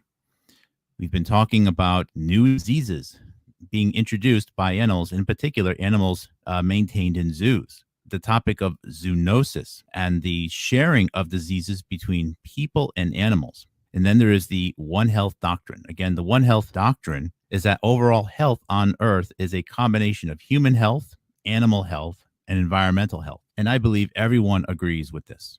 But where did this term of One Health come from? Right. One Health actually makes sense, but they're taking it to a whole nother level. And making money. Oh, can't forget that. And we see this concept of One Health being used by the World Bank, by the United Nations, by the World Health Organization as backing that there's going to be more and more pandemics because there's going to be more and more zoonosis. More zoonosis means there's going to be new diseases, and basically they're all going to be, oddly enough, viral diseases. Did the computer algorithms tell them this? And as both of these organizations show, the only solution, of course, is more biological surveillance, more control over movement of the human population, and greater use and greater monitoring of vaccination. It's my hypothesis that the goal is to effectively have the entire human population living in glass boxes, separated from one another, with their diet closely monitored, put on regular vaccination programs, and effectively becoming test monkeys to be used for medical experimentation and data gathering. And when you step back and look at it, all of these programs are always saying what we need, the only solution to any of this is greater separation, greater control, monitoring, and vaccination, even down to the level of greater control over the food supply. It appears as though the goal is to turn the entire human population into virtually living in a test monkey glass enclosure environment without them actually knowing it. And the original inspiration for One Health, which is the One World, One Medicine doctrine, was not motivated by this at all. It simply stated what is common sense, and that is a healthy environment and clean water and clean soil makes healthier animals and healthier plants. And the more people are connected to their soil and to the health environment, the healthier people will be, and so on and so forth. But they don't mention all the different types of pollution. They seem to only be focused on carbon, CO2. Like, that's so bad, even though carbon's kind of necessary for life. But they don't talk about the waste that comes from pharmaceutical factories. That stuff's pretty toxic. And Yeah, but sometimes they just dump it into rivers, straight into the rivers. Exactly. One of the top scientists in in Boston in 1997 pointed out that Zika might not be caused by a mosquito, but by the intense pollution in the Amazon River basin. And we showed that there was a 1-to-1 correlation between the outbreaks of Zika and the effects on small children and the levels of pollution along the river. And unfortunately, he just disappeared into oblivion around 2000, and then we got what we got. But yeah, the pollution of the rivers is pretty bad, and you don't hear any of these so-called environmentalists really talking about that. It just seems like oil and oil byproducts, oil burning, coal burning, that's our biggest issue. This is what's destroying the earth. Not nuclear radiation or any of that. Wasn't Japan supposed to be starting to dump their tritium water? That'll be good for the fish. That'll make our oceans healthier, right? But it'll produce a lot more data for the One Health community. They'll be like, that we don't have data on what happens to human populations when the ocean is contaminated with, millions of gallons of radioactive water. So I guess they'll get their data, right? Mm-hmm. They'll do anything for more data. But anyway, continuing. Fourth, it was not a doctrine created to get people afraid of antibiotics, to be more submissive to vaccination, and to lock themselves up at home, afraid to drive a car around, and afraid to hug and shake hands with other people. So when did the one world, one medicine doctrine become the One Health doctrine?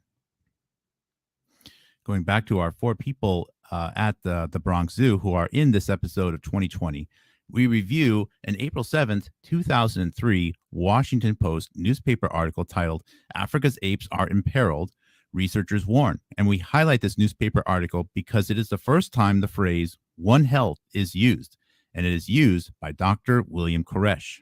The article talks about Africa's gorillas and chimpanzees and how they were dying off, and about how proof had arisen that some of the apes were succumbing to deforestation, but some were also dying of Ebola, which could have been transmitted from hunters or from bats. It's noteworthy that evidence was the last work provided by Dr. Annalisa Kilborn before she perished in a plane crash on November 2nd of 2002. And in this article, Dr. William Koresh is effectively taking the lead position in this One Health doctrine. Dr. William Koresh is, again, later hired by the World Bank as a lead consultant on the implementation of the One Health doctrine. We just can't emphasize enough how important and how key this topic of zoonosis is, of viral mutation and viral exchange between animals and people, and how it is the most powerful excuse used by the World Bank, the United Nations, and others for total control of the human population. Just another article we want to highlight before we move on. This is, as Professor Hamamoto said, biopolitics. Right. That's a whole nother topic for another day. Biopolitics.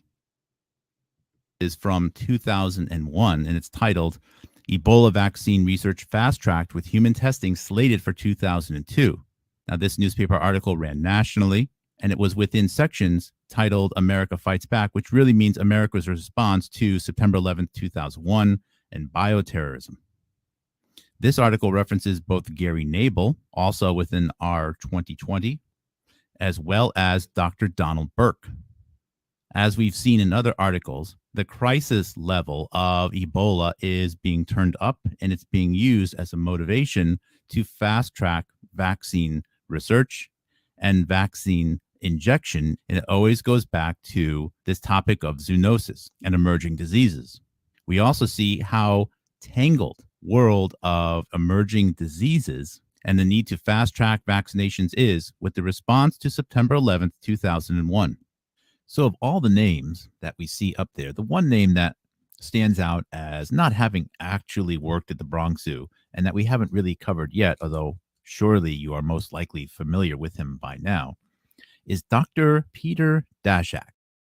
And he is currently the president of Eco Health Alliance. And his associations will be clear with others as we do this presentation. We're going to take a small break right now from my voice, and we're going to be playing a couple of videos on the Eco Health Alliance channel on YouTube. And this one is from May of 2017, and it's titled, Learn More About Eco Health Alliance.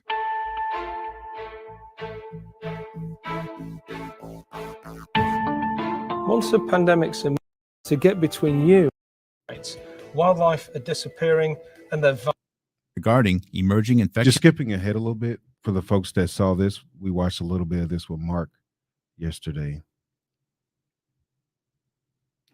Unless you want to see Nathan Wolf's weird face. Not again. I'm sorry. Regular Nathan Wolf face. We don't want to name call around here. Right.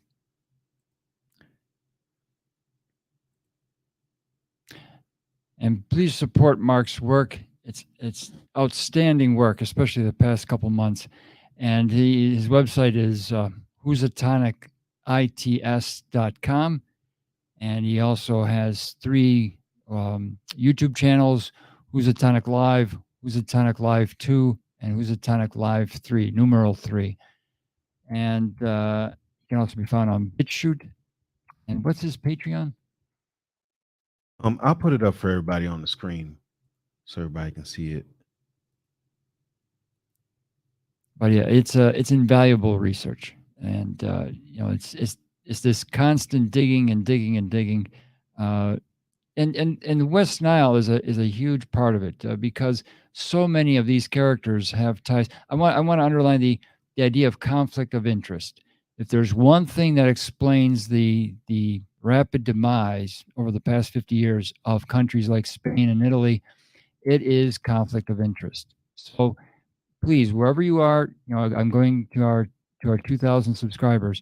Please look out in your local community for conflict of interest, and find, if not neighborhood news, find some local news channel to get the message out. I saw this potentially, you know, suspicious activity.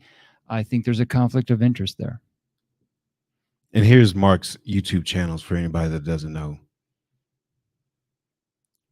And also, don't forget, guys, in about 19 minutes, we got Kris Hunter, the IP Hunter, coming on. And also at 5 o'clock, we got the Duke Report with Peter Duke, and George Webb will be there as well. And I think that will be hosted with Aaron Adler. So don't forget to watch that at 5 o'clock. But we're going to get back to this video.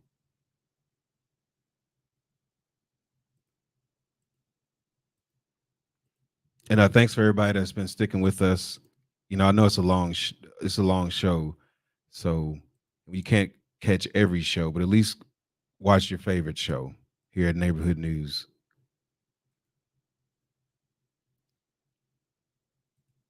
Virus Hunter. The Virus Hunter. Dun, dun, dun, dun. So you can see the propaganda about Nathan Wolf starting all the way back then. Them people eating bushmeat hunting for viruses too. But what we liked about reading that long article is it highlights that one of Nathan Wolf's proteges, and perhaps the person who encouraged him to get into this world of virus hunting, was Dr. Donald Burke. And Dr. Donald Burke, so Dr. Donald Burke has a long association with Nathan Wolf.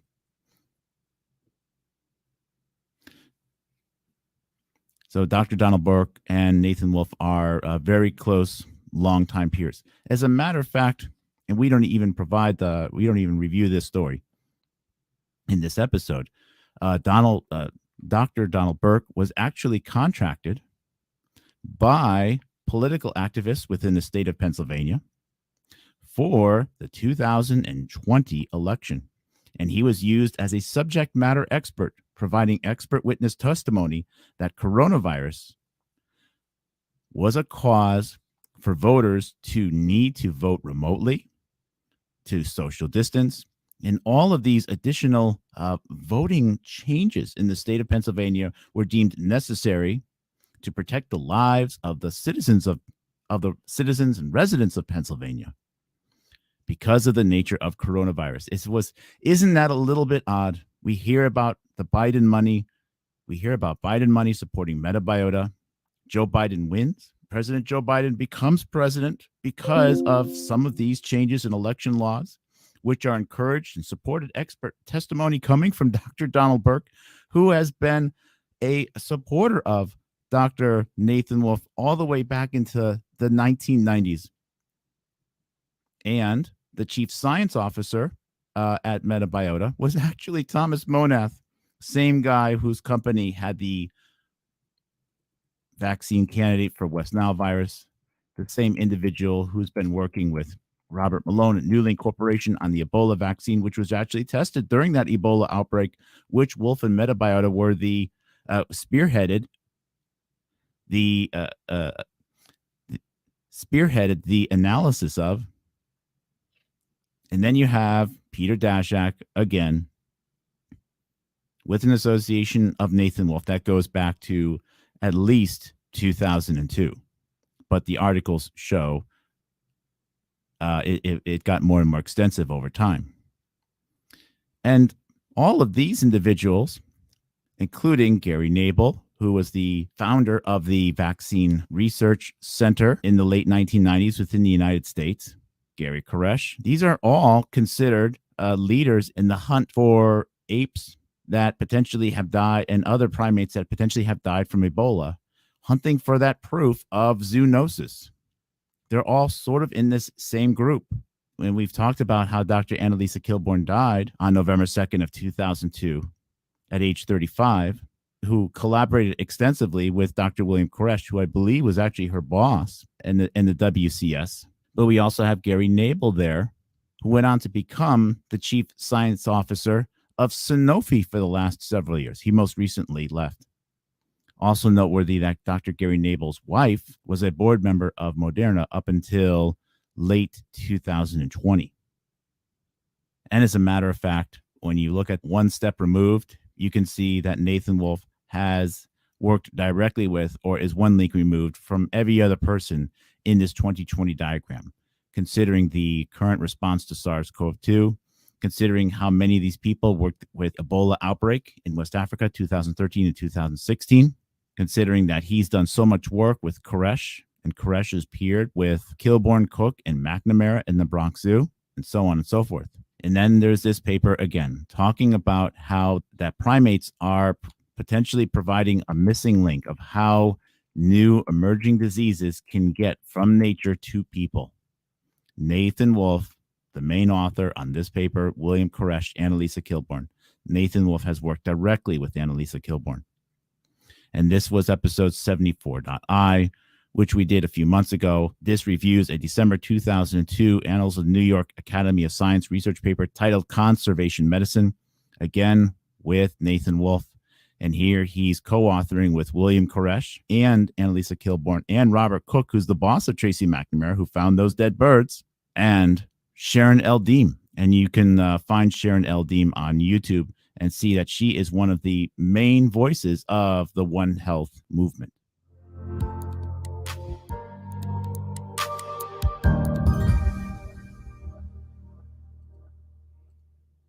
You may be feeling how I am, and I'm feeling tired, COVID tired. I feel anxious about whether those I love will get sick or whether I will get sick, whether I or my family and friends will have a job or my son will handle learning in his virtual classroom in our house. This all makes me tired. However, I am also strangely energized. Even during this public health crisis in which untold suffering and loss has impacted communities around the world, there is some good. As we talk about flattening the curve, social distancing, and who is wearing the best face mask, the world is waking up to the concept of One Health.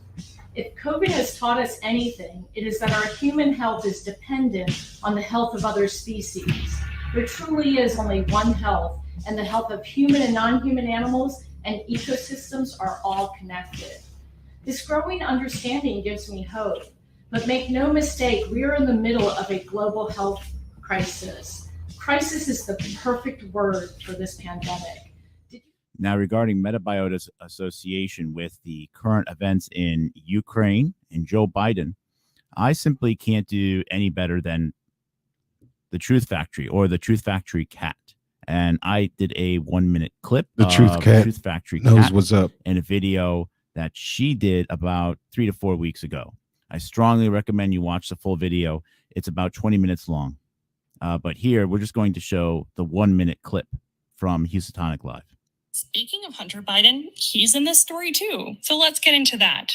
The company contracted to build these facilities in Ukraine is Black & Veatch, which partnered with a company called Metabiota, which was also contracted to the Department of Defense and awarded $18.4 million under the program in Georgia and Ukraine. Metabiota was also contracted by the DTRA before and during the Ebola crisis in West Africa, where 3 U.S. biolabs are situated. The outbreak was blamed on bats. However, there is no conclusive evidence of how the virus jumped to humans. Metabiota got their real start with $30 million in funding from Rosemont Seneca, a company founded by Hunter Biden and John Kerry's stepson. Remember the Rosemont Seneca scandal? Where they Metabiota founder Nathan Wolf in 2011. We've discovered forms of retroviruses like HIV that have jumped over from animals into hunters. We study wet markets in places like China and Southeast Asia. Money from the Biden family in Rosemont Seneca used as seed money for Metabiota. Donald Burke, longtime mentor of Wolf, providing expert testimony, which impacted the election in 2020. Money coming from the Defense Threat Reduction Agency, which has funded over $200 million at the minimum in biological research, laboratories, and facilities in the nation of Ukraine, and billions worldwide.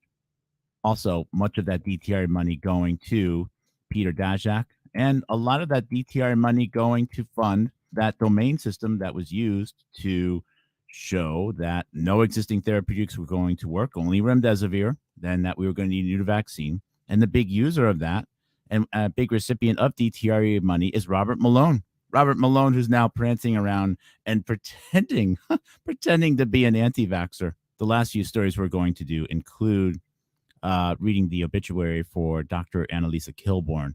Again, Annalisa Kilborn is one of the key people in finding evidence of zoonosis. Now we're reading Dr. Annalisa Kilborn's obituary from November 5th, 2002 in the New York Times, titled Annalisa M. Kilborn, age 35, dies.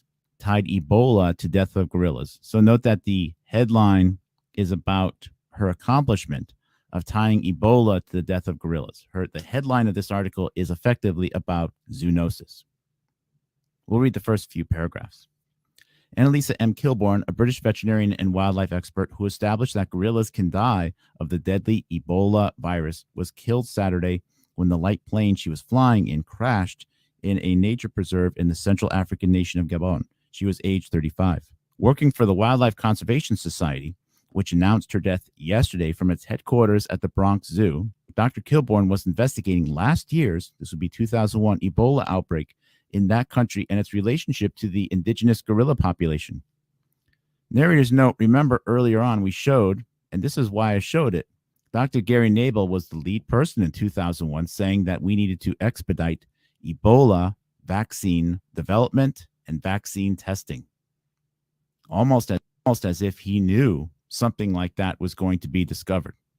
It's also noteworthy, narrator's note, that in the year 2003, just 3 months after Annalisa Kilborn had died, there's 2 names in U.S. newspapers that are talking publicly about this discovery without giving her any credit.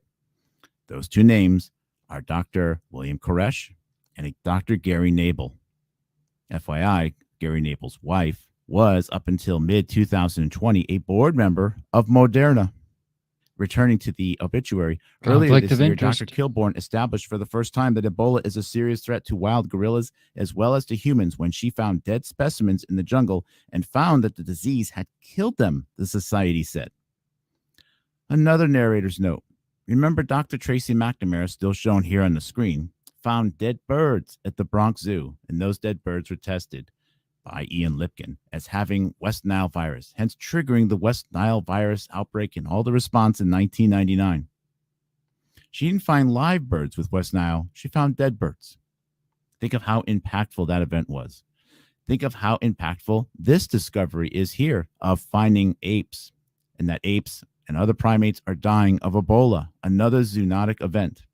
Again, she didn't find live apes, she found dead apes. Dead apes that tested positive for Ebola. I wouldn't even be surprised if Dr. Ian Lipkin again was involved in testing the dead animals, proving a zoonotic event had occurred. Think about how important zoonosis is to the current interpretation of the One Health doctrine. Title of One Health created by William Koresh. William Koresh worked for several years directly with Kilbourne up until at least the month or so she passed. William Koresh working directly also with Tracy McNamara at the Bronx Zoo. As a matter of fact, Kilbourne, Koresh, Cook, and McNamara are all people at the Bronx Zoo and the Wildlife Conservation Society. That is a rather stunning coincidence. Of course, Tracy McNamara, Dr. Robert Cook, and Koresh are all available today for an interview, but Dr. Annalisa Kilbourne, as this obituary describes, died on November 2nd, 2002. The total New York Times obituary is about 14 paragraphs long. And what is stunning is to realize that only the last 4 paragraphs are actually personal details about Annalisa Kilbourne. The first 10 paragraphs are nothing but discussion about zoonosis and Ebola and her discoveries. We'll just go to the last 4 paragraphs, which read, Annalisa Marcel Kilbourne was born June 27, 1967 in Zurich. A British citizen, she received bachelor's degrees in ecology and in environmental biology at the University of Connecticut in 1990 and graduated in veterinary medicine from Tufts University in 1996.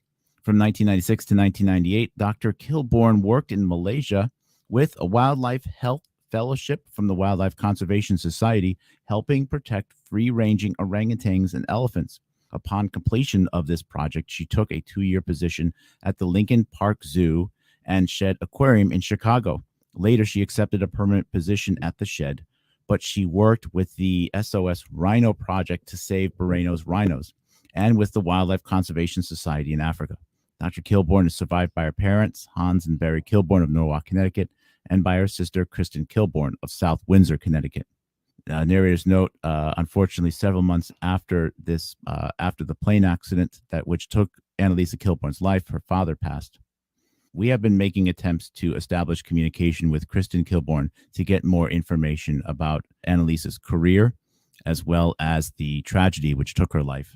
There is a dramatically improved version of her obituary in the Hartford Courant, which talks more about her life as a whole, not the New York Times method of making it really a discussion about zoonosis with only a few details about her. So I would recommend locating the Hartford Courant version, which you can also find on Housatonic ITS.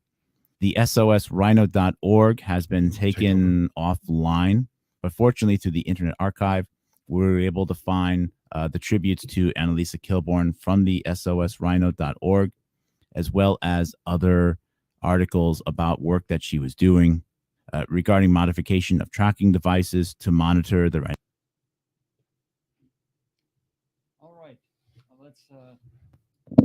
Let's pause it there for a second.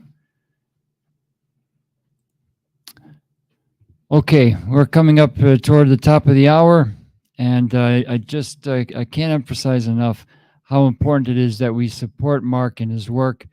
This is a critical point in not just in U.S. history, but in human history, because the next 6 months or so will determine whether or not we make the jump to a full-fledged, gigantic human laboratory, or whether we go back to somewhat normal, Homo sapiens 1-centric world. So everybody's encouraged to do what they can to send us tips. If you have any tips, send them to info@nns-network.com. And please support Mark at the sites that we outlined earlier. What are your thoughts on what we've seen so far in the video, Tyrone? I'm out. I know what they're saying, but I'm just bothered that they never talk about nutrition or anything else. It's just like they got all this bad stuff, and the only answer is vaccines, I guess. And I don't want any vaccine at this point. I don't trust their studies, but that's just me. Talk to your doctor. But I actually don't even mind the idea of One Health. It actually makes a lot of sense. But when you're narrow in your solutions, they gotta be a little more open about how we can fix the problem besides just vaccines and biosurveillance. The human race has been here a long time, and we weren't vaccinating ourselves for tens of thousands of years. So I think we can get by another 10,000 years without a vaccine, or if not, then I guess we just weren't worthy, right? Right. Like my commanding officer in the Air Force said, Mother Nature doesn't make mistakes, and the immune system that we're given has worked pretty damn well the past 10,000 years. So I don't think that injectables are the only possible solution for the next 100 years. Well, it won't be a solution for me, at least not willingly. And for a lot of people who nearly died, some people nearly died taking other flu vaccines or, the MMR vaccine. So we've got to have an open discussion. But until we uncover the various conflicts of interest, nothing is going to be discussed. And by the way, don't forget, like John says, I put it up on the screen. If you want to send us any information or tell us that we suck, it's info@nns-network.com. We welcome your critiques. But coming up soon, we got Kris, the IP hunter. So stick around for that. And thank you guys for joining us. See you soon.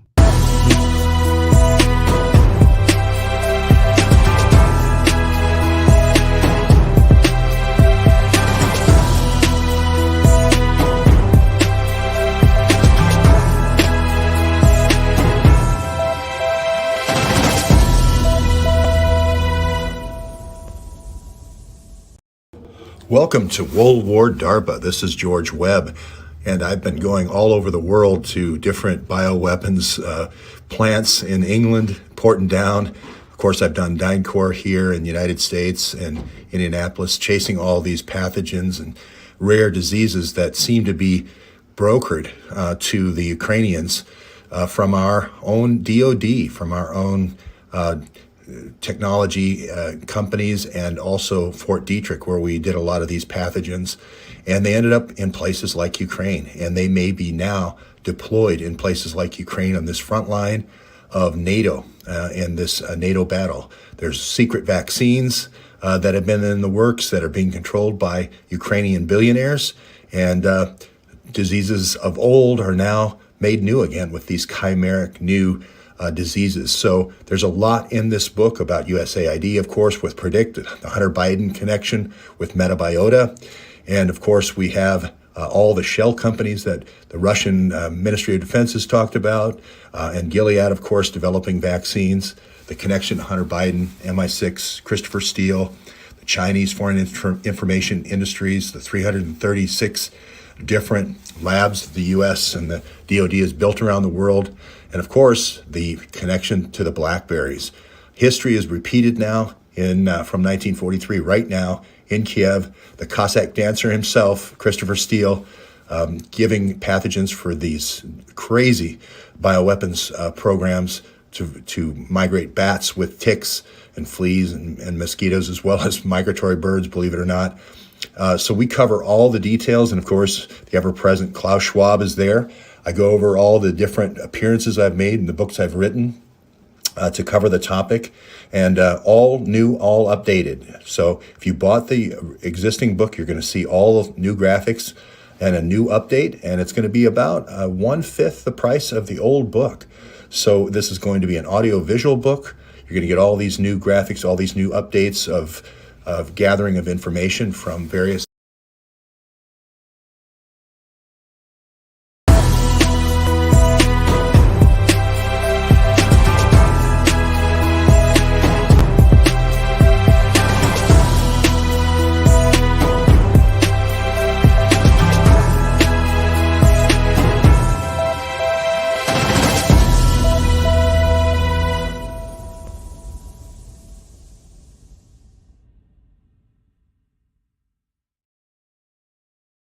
Welcome to this edition of Kris, the IP Hunter, with Kris Hunter and Dr. Bose. And today is going to be a very exciting day because they have a lot of material to share with us. All right, let's bring Kris in. Hey, Kris. Hello, hello. How's everybody doing? I'm doing good. Doing great. Good. And I see we also have Dr. Bose, so let's bring in Dr. Bose as well. Good afternoon, Dr. Bose. Can you hear us? Stand up when you're talking, Dr. Bose. Well, thank you guys. And hey, Kris, what's up? How are you doing? Howdy, sir. Thanks for letting me kid around with you. Am I audible, guys? Am I audible? Yes. We can hear you. And I like that. We can hear you. Good. Great. So what did you want to talk about today? Yep, sounds good. All right. Eugenics? Eugenics. That's a big topic. Yes. And maybe something to do with Epstein and Magnolia? Didn't I say his name? Dr. Bose? Yeah, we'll be talking about the eugenics because we have already seen the COVID disrupting the world from north to south, east to west, and which actually originated from US initial time, almost 100 years back. So we will be talking on that, and we will expose those players who are the background of this organization, which is killing billions and millions of people. So let's do it, Kris. Sounds good. Let's see. First link we're going to play with here. Should I go in order, sir? Mm-hmm. There you go. Put it in your in the chat here. All right. You can just line them up in there. Okay. And also, if there's anything that you want to share, just you can share stuff yourself as well. Okay. I wanted to make sure that you had a copy of everything, so that way, Right. it could happen, because you know it does once in a while. Okay. So it says the Epstein surname is Germanic in origin from a place name, Epstein in Hesse or Bavaria, or Ebstein in the Styria region of southeast Austria.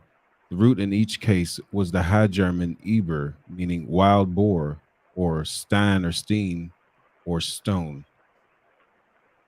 In Hesse, the lords of Epstein were a family of German nobility in the Middle Ages. From the 12th century onward, they ruled extensive territories in the Rhine-Main region from their castle at Epstein, northwest of Frankfurt.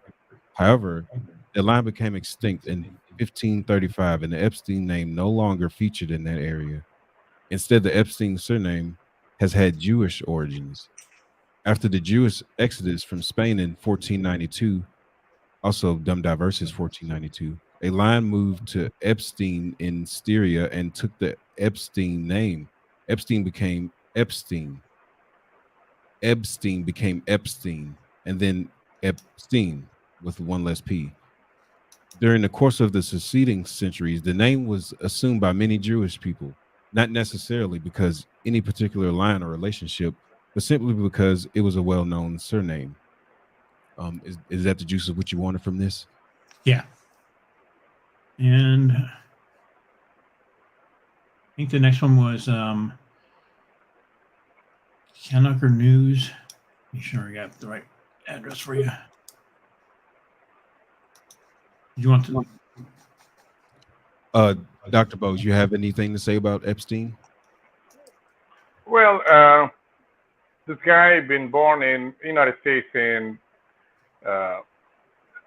New Jersey, in Brooklyn actually, and his father was Seymour Epstein, who was working for initially he's working for some organization, and then he started working as a gardener, and he took part in, he joined the U.S. military in the Second World War. He fought for U.S. government, and then he came back. He worked as a gardener, and after that, in the New York State Government Park, he was working as a gardener. And his mother was Russian, and she was married to his father. So actually, if you go back to his history, there is no connection with him with Germany directly, because his father also born, his father also born in U.S. They never came directly from Germany, but his grandfather came from Russia. So they settled down in the United States in the, I think in the 1800 something or 1900 something like that. So that's a strange part. But the most beautiful thing about Epstein is he getting fascinated with same kind of research work like Joseph Mengele, the angel of death. Now, Joseph Mengele, why he's been called as an angel of death? Because he was responsible of killing 22,000 innocent Jewish kids in Auschwitz and many Jewish adults in Auschwitz. At the same time, he was not only fixed with. You saying he's personally responsible for the death of 20,000? Absolutely, absolutely, because he was the man who gave the idea of eugenics to Hitler, and Hitler got enchanted with his idea, and he was not only heading the Auschwitz, other prison camp, wherever there are gas chambers and research centers, take care of those children or those people. They've been transferred from different parts of Germany to Auschwitz to undergo all kind of genetic mutations and research-oriented things. Now, Kris, I will request Kris to send a link. Kris, the last link I told you about, please share that so that people have a very clear picture about it, because so that we can carry you forward from there. The last link I send you. Right. I want to make sure I gave the right one because I put in there. Is it the Chinook News one? The Daily Mail one.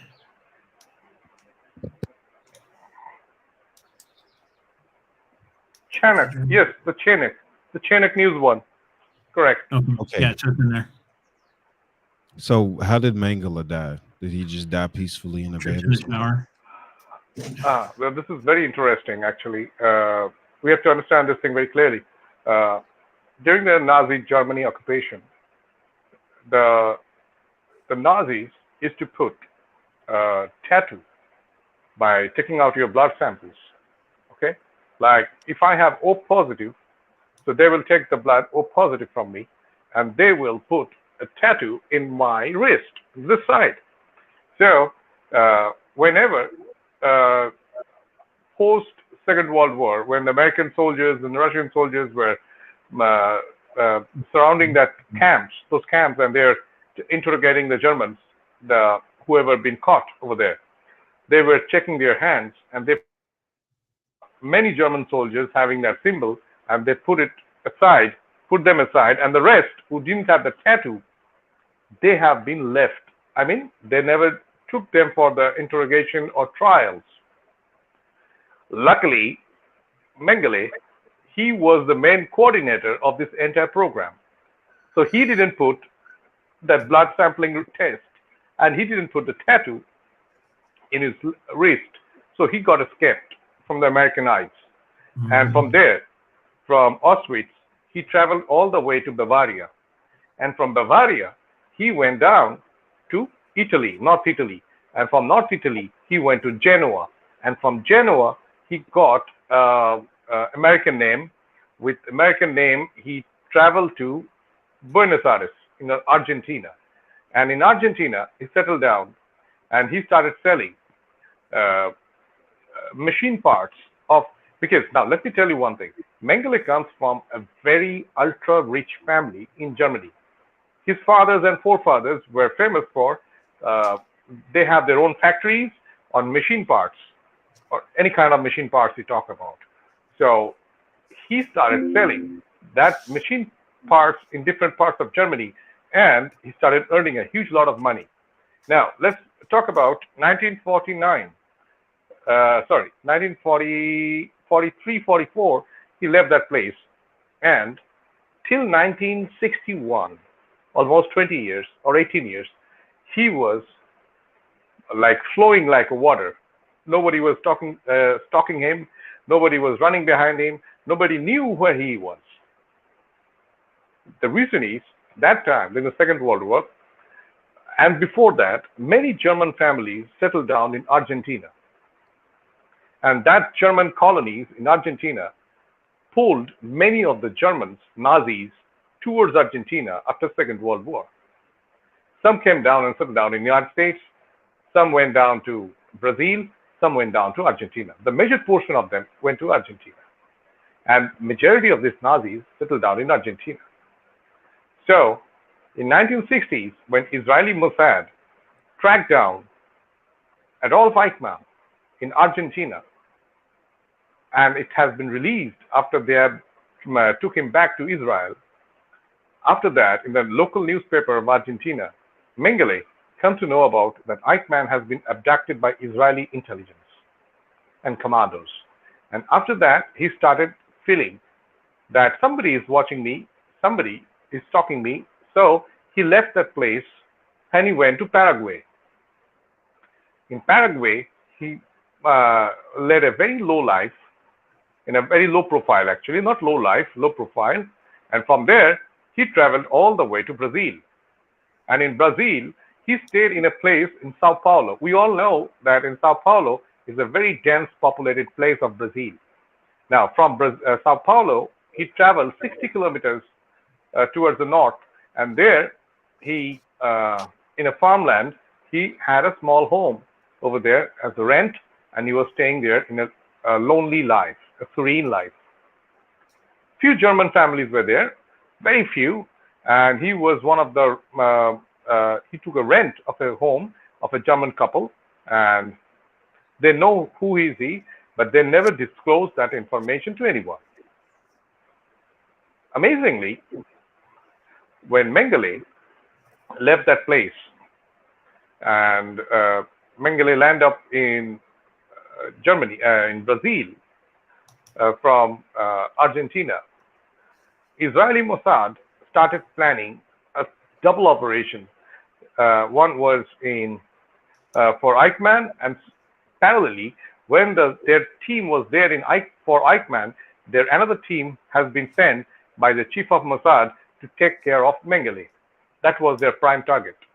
But however, they failed because let me make it very clear to you guys. We might say that the CIA, the Mossad, the KGB were the finest in that time. But let me make it very clear. The German intelligence was much more shrewd, cunning, and dangerous compared to all these three.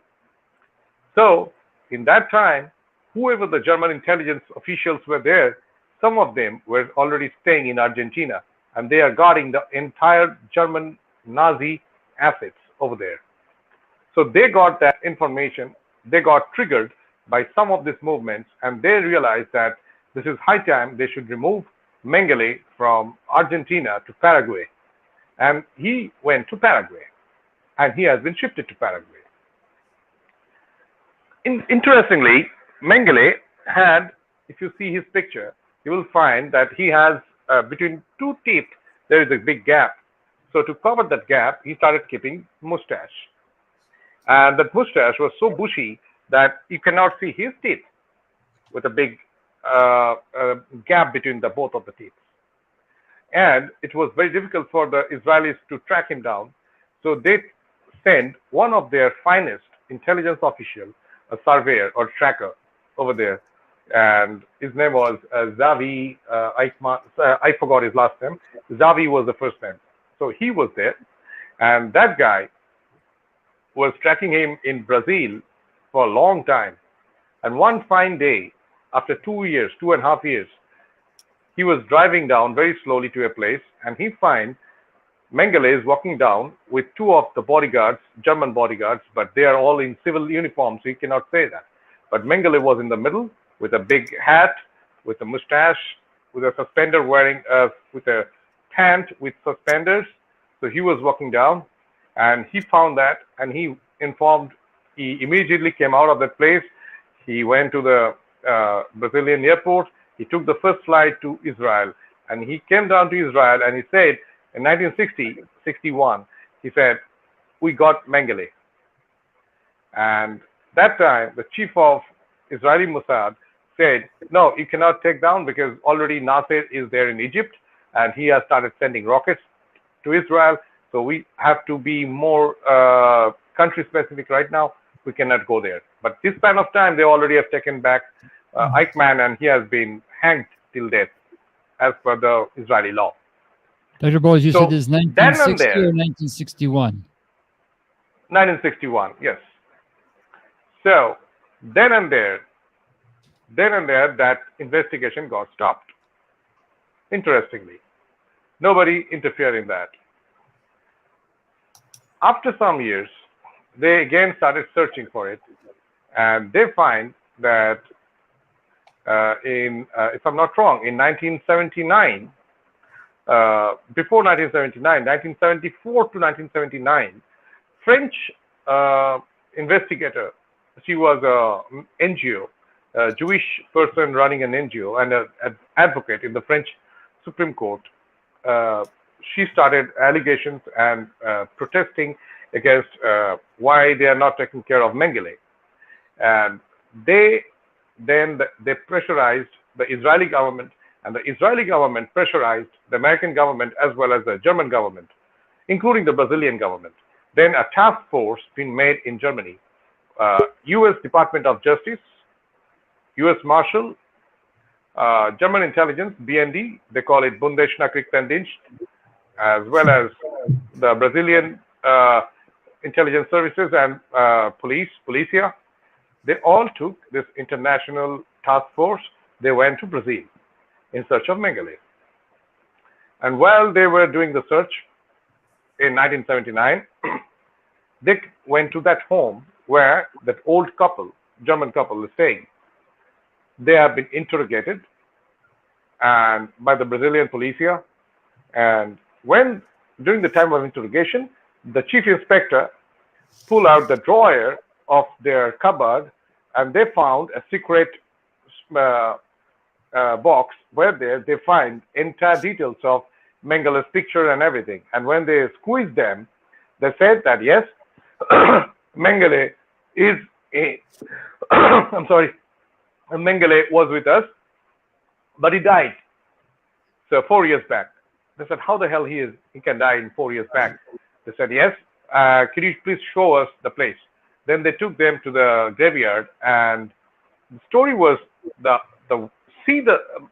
my analysis starts from here. I gave you guys the story. This is a true fact story that has been scripted in the US government as well as in the Israeli government, along with the German government. Amazingly, Mengele went with this couple to a beach resort, and while they were having a drink, some beers, he went to the sea to swim in the sea, and when he jumped into the water, he had a heart attack and he died. Now, really? So amazingly, that's how it happened. That's a story. Yeah, that's a story. They gave it, but I realized that this is not a story. It can be people can be fooled in the time of 70s or 80s, but people cannot be fooled in 2022 because we have many special type of investigation techniques, softwares, advanced hypernet, internet, and everything. So we do analysis from different aspects, different angles, and we find that these things are quite possible. So this is an eyewash. That somebody in US government was fiddling that information. So I started digging and I find one of the greatest men who destroyed the American lifestyle during the 70s is Henry Kissinger. Henry Kissinger was the lap dog of Rockefeller, David Rockefeller. Now I'm going back to the story of eugenics, where I started this planning. When I told Kris about it, amazingly, Jeffrey Epstein followed the same pattern and same research of Mengele. Where Mengele stopped, Jeffrey Epstein took that research work and he started continuing that work. Around what That time? is the fact. Around, so you're saying in the 70s or the 80s? Yes, he died in 1979 officially. So after that, Jeffrey Epstein, I'm talking about, I'm connecting both the dots as an analyst. So Jeffrey Epstein carried forward the same research of Mengele in the coming years. You got it? The same research. Why? The reason is Jeffrey Epstein was fascinated with eugenics, and he was also fascinated with his predecessor, Mengele, Joseph Mengele's research work, because Joseph Mengele was infatuated towards twins and dwarfs. Inside that camp in Auschwitz, if he had twins, he used to keep the twins alive and he used to kill their family. That's a strange coordination inside the Auschwitz. Okay, and other kids, he used to kill other kids, but only the twins and only the most able-bodied person or man or woman are alive, and the rest being killed or destroyed in the gas chamber. That was the program. Now, this entire program started in 1927 inside California. California was the platform, global platform of eugenics in 1927. Keep going down. Okay, and there they started, and in 1933, it has been shifted to Germany from California. And the German scientist has been transferred with the same research work by David Rockefeller. David Rockefeller is the father figure of studying eugenics in United States. And what is the reason for it? The reason is it was the initiation of the New World Order. New World Order never started after 45. It started in 1930s. David Rockefeller and his friends like Prescott Bush, father of George Bush Sr., Ford Foundation, IBM, head of IBM, they all were the member of, that's a group called Secret Society. Oh, yeah. Skull and Bones Secret or Society. the Trilateral? Yeah. No, it's a secret society, and it's been called as Guardians of Secrets. Oh. Or the Bloodlines. So they influenced U.S. Marine, Major General from U.S. Marine, Major General Smedley Butler, to start this New World Order concept. And Rockefeller, with his friend Rothschild, put Adolf Hitler in the throne of Germany. And after that, they, with the help of the German scientists, they carried forward the eugenic research. Now, let me make it very clear. There was this American scientist who was the main person who started this program of eugenics. And his name was Harry H. Loughlin. He was in California. He was the man who made model eugenics program in 1927 in California. But at one point of time, he got stuck. He couldn't proceed That time, he had a very good relationship with Rockefeller, and Rockefeller suggested him, okay, we will try outsource this technology to the German scientists. Let me see what they know about it. And that was the time it started spreading. And it started spreading a lot. And that was the time General Butler has been used as a pawn by these guys to create the New World Order concept. You have to understand this thing. This is all connected. And now, another important part is their first concern was to sterilize people or to vaccinate people across the United States, across the United Kingdom, across Europe, with a unique vaccination procedure. Oh. Where in that vaccination, through this vaccination, they will collect your blood, and that blood sampling will make sure whether you are a superhuman Aryan race. Now, this concept of Aryan, the Germans started doing the research on the Aryan, super Aryan. Okay, the men should be 6.5 or women should be 6, and men will be tougher like iron. They're like a Superman kind of thing. So in German, they've been called as Übermenschen, superhuman. So that project has been started with the help of Joseph Mengele. So this is the situation. We all talk about it. You guys already have that information. My question is, can we take that in consideration that Joseph Mengele, a shrewd, cunning fox, can die while jumping into the water of the sea? It's not happening. It's not happening. Somebody changed those papers. Somebody fooled the German scientists, the German investigators, as well as the Israelis, as well as the Brazilians. It was not like that.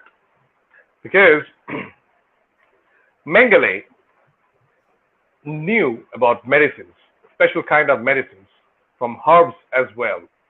There are some herbs medicines that if you inject, it shrink your blood flow. So normally, forensic science says, the forensic doctor says he's dead. And after 3 hours or 4 hours, that person survives again. So he knew about that. He injected himself with that. And in front of everyone, he said that people saw that, okay, he did. But when they kept him in the mortuary, somebody shifted him. Now, there is the research. There is the research because these guys always shift their papers. They change their things. Now, they came up with a fake information about after 4 years when they started digging out his body parts. They said, scripted, that no, this is Mengele's body. We have tested the DNA. But many people don't understand that. None of us have seen that DNA report. Only the government officials have seen the DNA report. So what is the guarantee that we can trust the government that time who was saying that they have the report and everyone's settled down? It can be fabricated as well. And that had already happened. And that is the point which the same lineage of Jeffrey Epstein happened, that Jeffrey Epstein died. I don't think so. I don't think so he's died. Because these guys are pretty smart when they have the hand of their big brother, Rockefeller, Rothschild, Gates, at the back of their shoulders. I don't think they die so easily. So that is the point, that they fake their deaths. Kris, if you want to say something. I'm really curious about that. I used to have some pictures of Epstein when they were supposed to be carting him out there. I'm going to try and pull them up still, but if you look at the size of his head compared to the two officers standing out in front of him, it's a big difference. So the guys closer to the camera should be bigger than Epstein. And there's totally He looks like a gigantic monster there, like Sasquatch size. So anyways, looks like a nylon or a plastic acrylic mask over him, and his ears inside out. Sorry about that. His ears inside out. So it was really strange. I don't think Epstein's dead, in other words. The same thing. I mean, if you see the pattern, all of a sudden, Mengele was there and he vanished, evaporated. The same thing happened with Epstein. He was there, he evaporated. Now somebody shifting his place from his Virgin Island to some other island, which you don't know. And then all of a sudden, two great humans comes down there. One is Fauci and one is Bill Gates, and they start building up their own kind of narrative and own kind of human genetics and other things related to that. So that's not happening, because when we were doing the analysis on the basis of analysis and all doing the research, comparative research on different other parameters, and we find that it is no way they have similarities. They cannot be having that much of similarities between two people. And they're doing the same research which has been initiated by Rockefeller himself, the cabal himself, and then all of a sudden this guy vanished. Why don't we think that this guy is very valuable for their human research? So that's why they didn't kill him. They just removed him and kept him in a safe place. And he may or may not be. Okay? So if we follow the US government policy or paperwork, we'll say he did. But as an analyst, I will say he might have survived another 5 years or 10 years. I don't know. He might in a secret place. The same thing happening with Epstein. 2019, he's dead. But think, if he's dead, then how come Bill Gates is coming up into the open public and saying, hey, there is a mega virus is coming. It is the department of Epstein, not of Bill Gates. That's where we have to barge in. And while searching for Epstein, we find the equal connectivity, similar connectivity between Epstein and Mengele. I hope you guys realize that fact. Conclusion. No, I didn't draw that conclusion. I didn't know he was so into eugenics. I know that he did do research, but I didn't know he was a eugenicist. Bill Gates? No, I'm talking about Epstein. Oh yeah, huge. Yeah, down in New Mexico, where his ranch was rumored to have ties with a lot of that there. So is that along with the other salacious stuff? Yes. Well, great. Now the story is more horrible. Exactly. It got a big groove in it. Okay. I'll tell you this. I just want to barge for 1 second. Sure. There was a situation in Auschwitz that the kids, the twin kids, whom he used to keep for research, he used to first inject them with an injection. And after that, the guy or the girl, they have eruption inside their body. If their immunity is not stronger, they will die within 2 weeks, or else they will be alive, and up a week they cannot walk. And slowly, when their body is getting deteriorated, that time he used to kill them. He used to cut their body, dissect their body. He used to take out their brains, and then he used to put that brain in some kind of machine, and where he used to put electricity on the brain and trying to make the brain alive. Wow. Wow. That's all been scripted. Yes, that's all been scripted, That's right? crazy. Jesus. It's worse than any science So, fiction movie. The organ, we can say that the organ trafficking, okay? Now, let's connect that to China. In China is one of the biggest organ trafficker in the world. Great. And Falun Gong is a particular sect of people, a group of Buddhists. They follow Taoism in China. Falun people have been tortured like the Uyghur Muslims in China by the Chinese government. You might have seen the Tai Chi, right? In some parts of US, in the open park, some Chinese people is doing the Tai Chi. So that is a part of Falun Gong treatment. So the Falun people are very peaceful.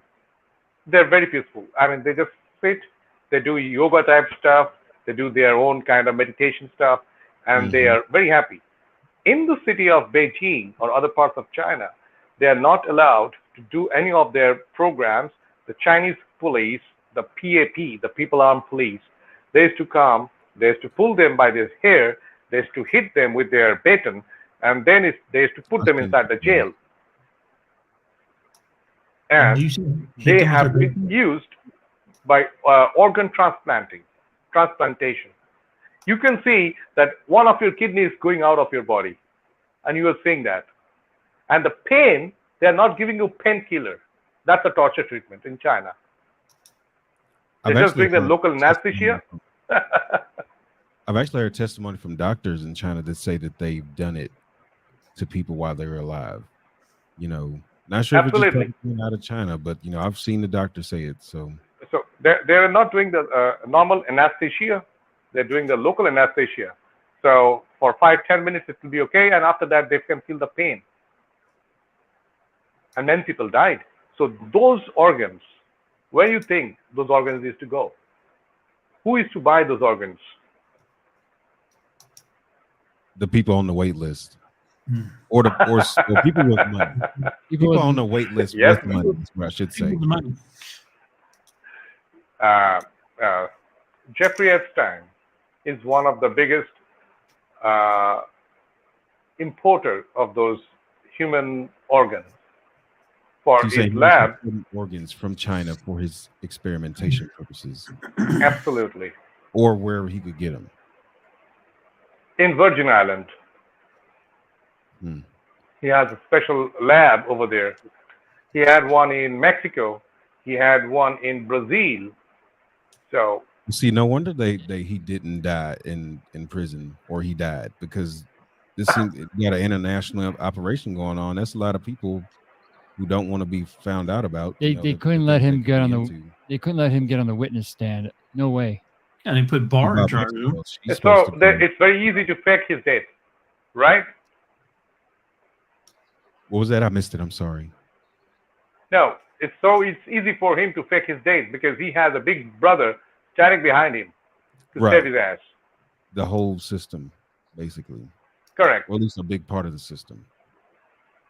So now when we talk about the vaccination program, now we are coming back to the present story. The vaccination program of vaccinating each and every American with a medicine. I don't call it medicine. It's a poison, actually. The nanographene vaccine, which is getting inside your body, which is an artificial particle. And if they're injecting a normal, natural cell, okay? For example, I'm taking a cell out of Kris's body and I'm injecting it within your body. It's a living cell. So it will not affect your body parts. It will take some time to be friendly with your body cell, okay? So your body cell will say, hey, Kris body cell, come on. Okay, we are friends, huh? So that's a different story, right? But if you are putting a non-living nanoparticle, which has no living stature in that, you are putting that inside your body cell, and you are trying to control your human mutation, your genetic mutation. It's not possible. No, it's not happening. So that people are dying. Who's getting benefited out of it? It's a depopulation program. As I will go back to the story of 1930, where in 1950, the United Nations of Criminal Minds created. I don't call them United Nations. I call them United Nations of Criminal Minds. So United Nations been created, and in United Nations, control. It was United Nations that started the program called Agenda 2050. We were always specific on the Agenda 2030. No. Extended 20 years more, from 1950 to 2050 is the time where they want to depopulate the world or the globe with their kind of manifestation and medications.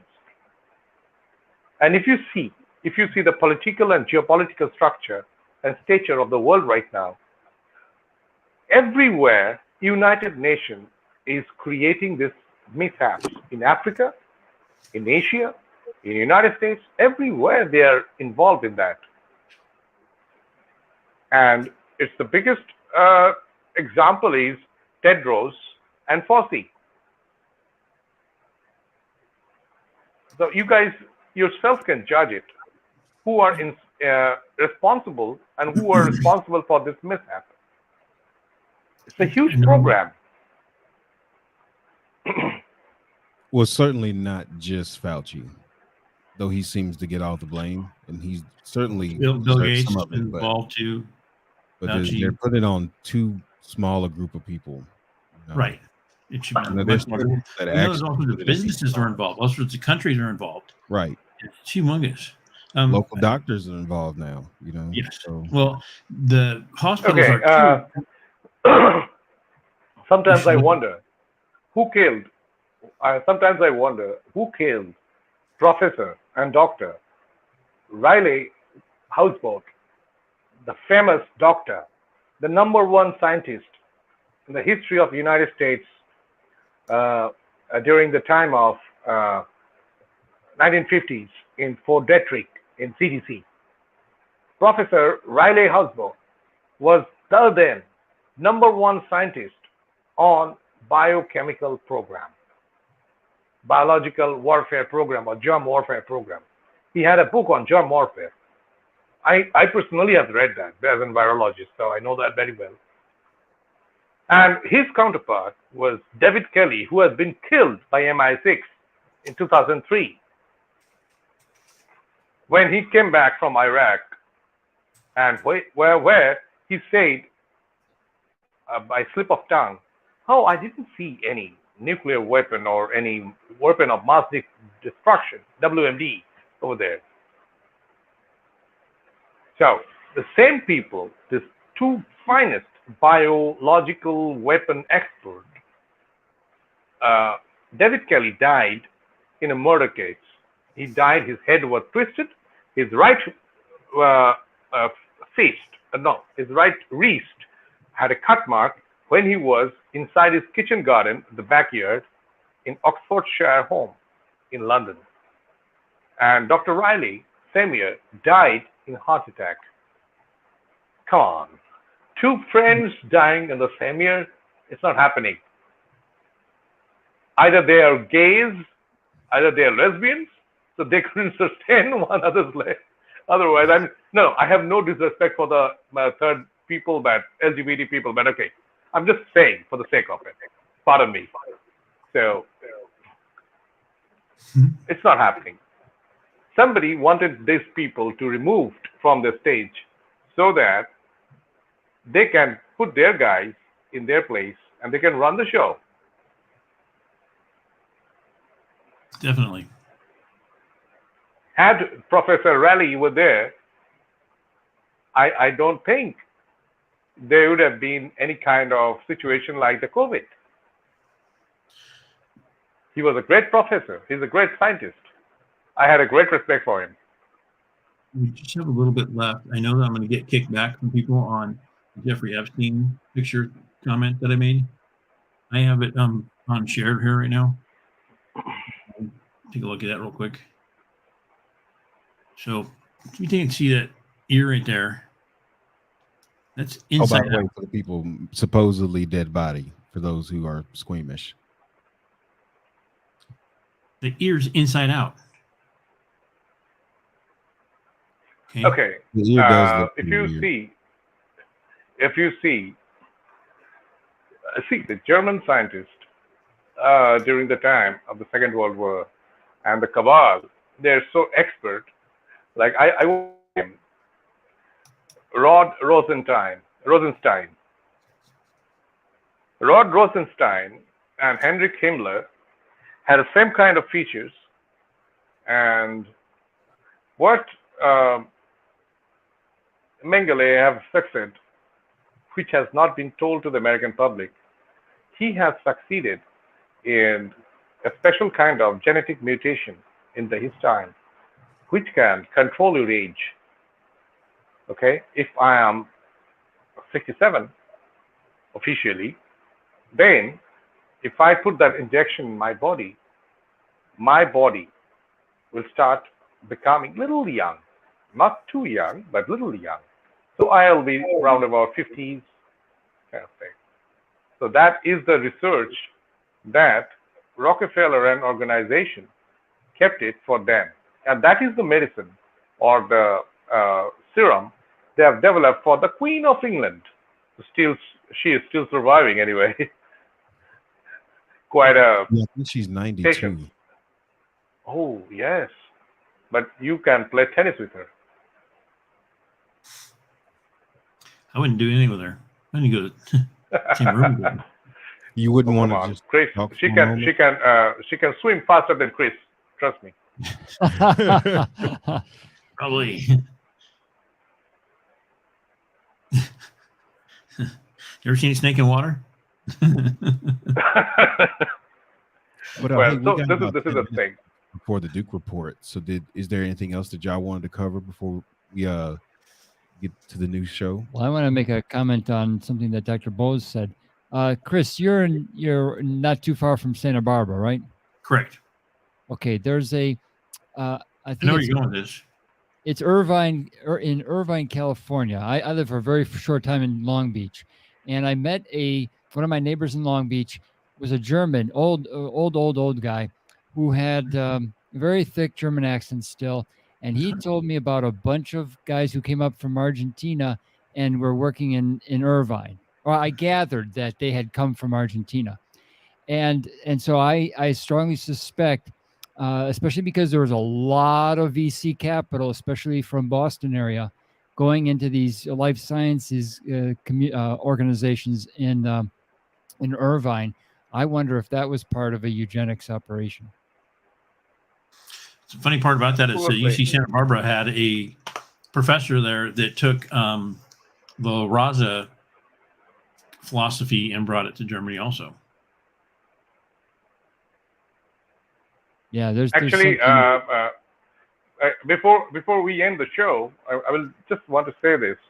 What George was doing, I mean, he was collecting the information from different parts of the world, connecting the dots. I said the same thing. I mean, we always abuse the third person, okay? Okay, Kris is not good looking, so I abuse Kris. Kris, you're not good looking, right? Yep. So Kris is saying, what the fuck? He's always abusing me. I'm not good looking. This is human psychology, right? So if Kris is Russia, he's a big guy with big muscles. We say, no, we have to take down Kris. All three of us will start attacking Kris in different angles. You guys from the studio, I am directly. So we are attacking Kris. We are putting, try to put wrong things about Kris, okay? So we are trying to do it. But Russia have whatever Russia got from the German laboratory. It was, you can say this way, that Russia got only 30%. 70%, not even America got.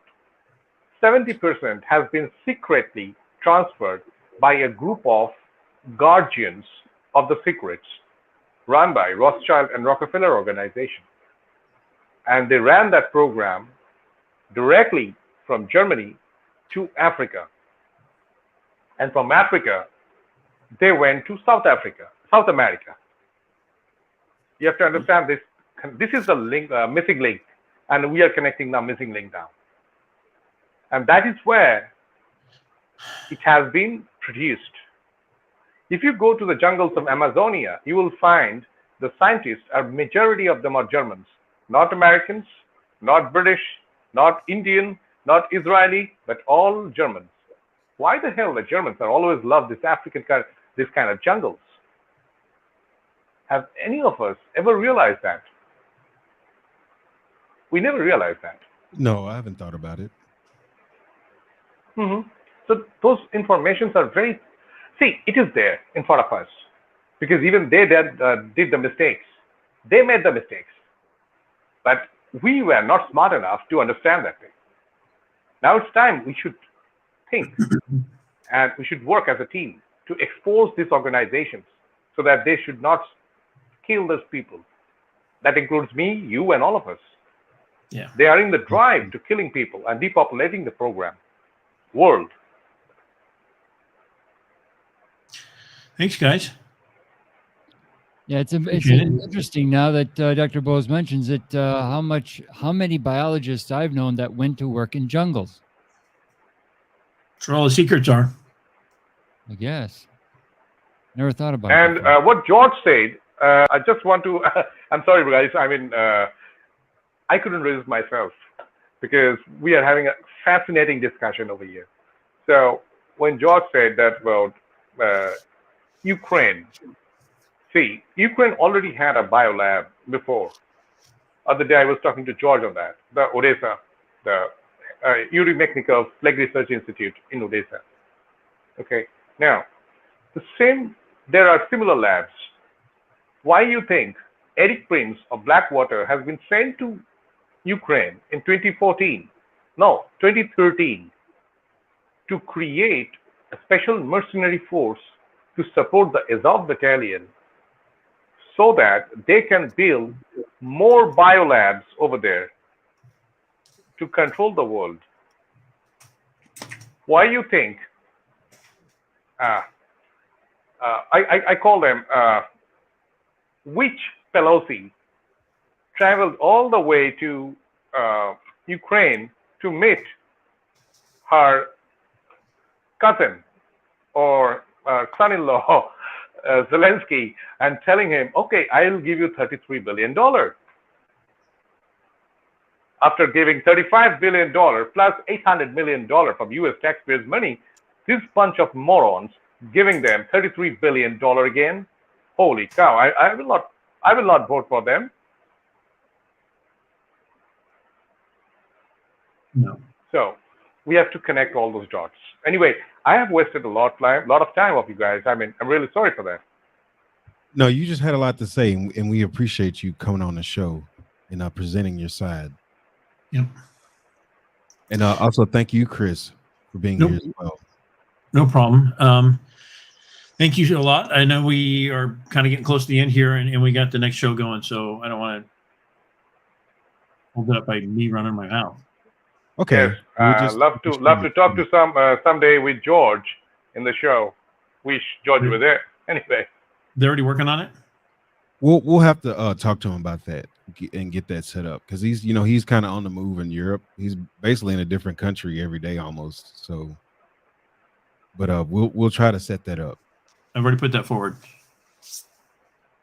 All right, and thank you guys again for being on. Thanks again. Thank you.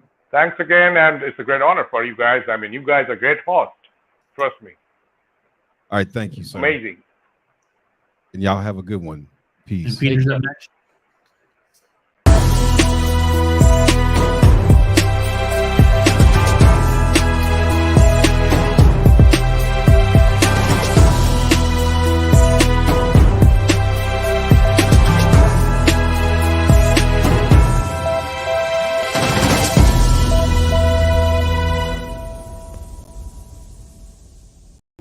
Welcome to World War DARPA. This is George Webb, and I've been going all over the world to different bioweapons plants in England, Porton Down. Of course, I've done DynCorp here in the United States and Indianapolis, chasing all these pathogens and rare diseases that seem to be brokered to the Ukrainians from our own DOD, from our own technology companies, and also Fort Detrick, where we did a lot of these pathogens. And they ended up in places like Ukraine, and they may be now deployed in places like Ukraine on this front line of NATO in this NATO battle. There's secret vaccines that have been in the works that are being controlled by Ukrainian billionaires, and diseases of old are now made new again with these chimeric new diseases. So there's a lot in this book about USAID, of course, with PREDICT, the Hunter Biden connection with Metabiota.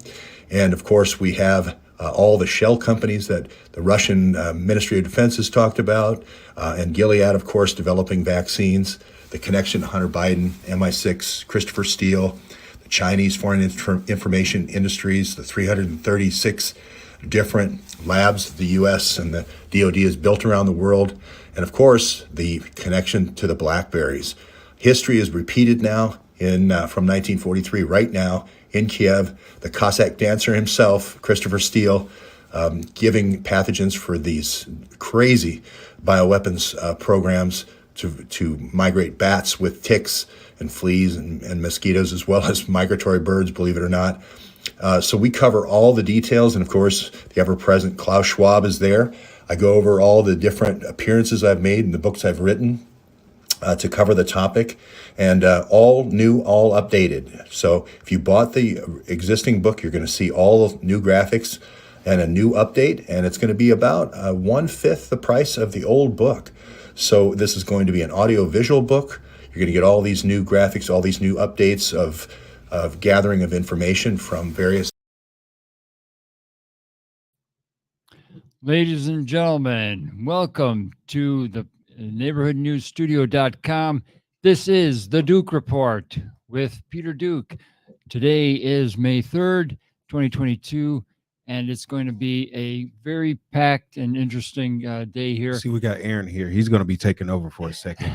And I was looking at the Duke Report a second ago, and I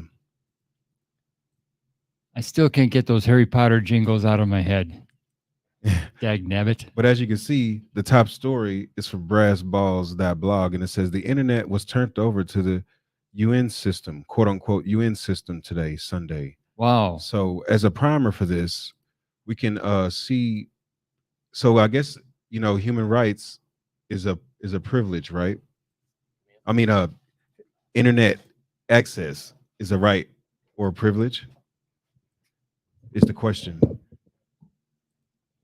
Should we bring in Peter first and say hi? Peter, give me a thumbs up if you want to say hi. Bring him in before his. There's my thumb. Hello, Peter. Hey. Hey, how you doing? All right, awesome. So the DukeReport.com. We're diving into the top story on the DukeReport.com. Everyone, it's going to be an exciting ride. Harry the Greek made it to the top today. Well, yeah, Harry, you know, I still wish that Harry would team up with somebody who's more of a storyteller. But he always seems to dig up some tasty nuggets. And this one was kind of interesting yesterday.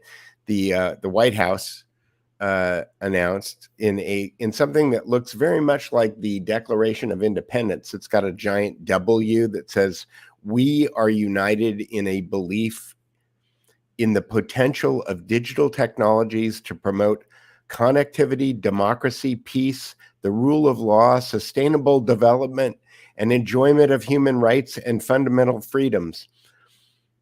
There's on the Declaration of Independence, though, or on the Constitution, like those things the Declaration of Independence got signed and the Constitution got ratified. So there's no kind of definition of a we here, right? Except that they made this kind of giant W on the press release that they put out. But the big news is that, and it's interesting because if you think back to the end, close to the end of the Obama era, I think that ICANN was under the auspices of the United States government, and I think it might have been under. I don't remember who it was under, but he moved it under the FCC. So, one of the gripes that I've had for the last, several years has been that people were always complaining that Donald Trump or that Congress should do something about Section 230 in the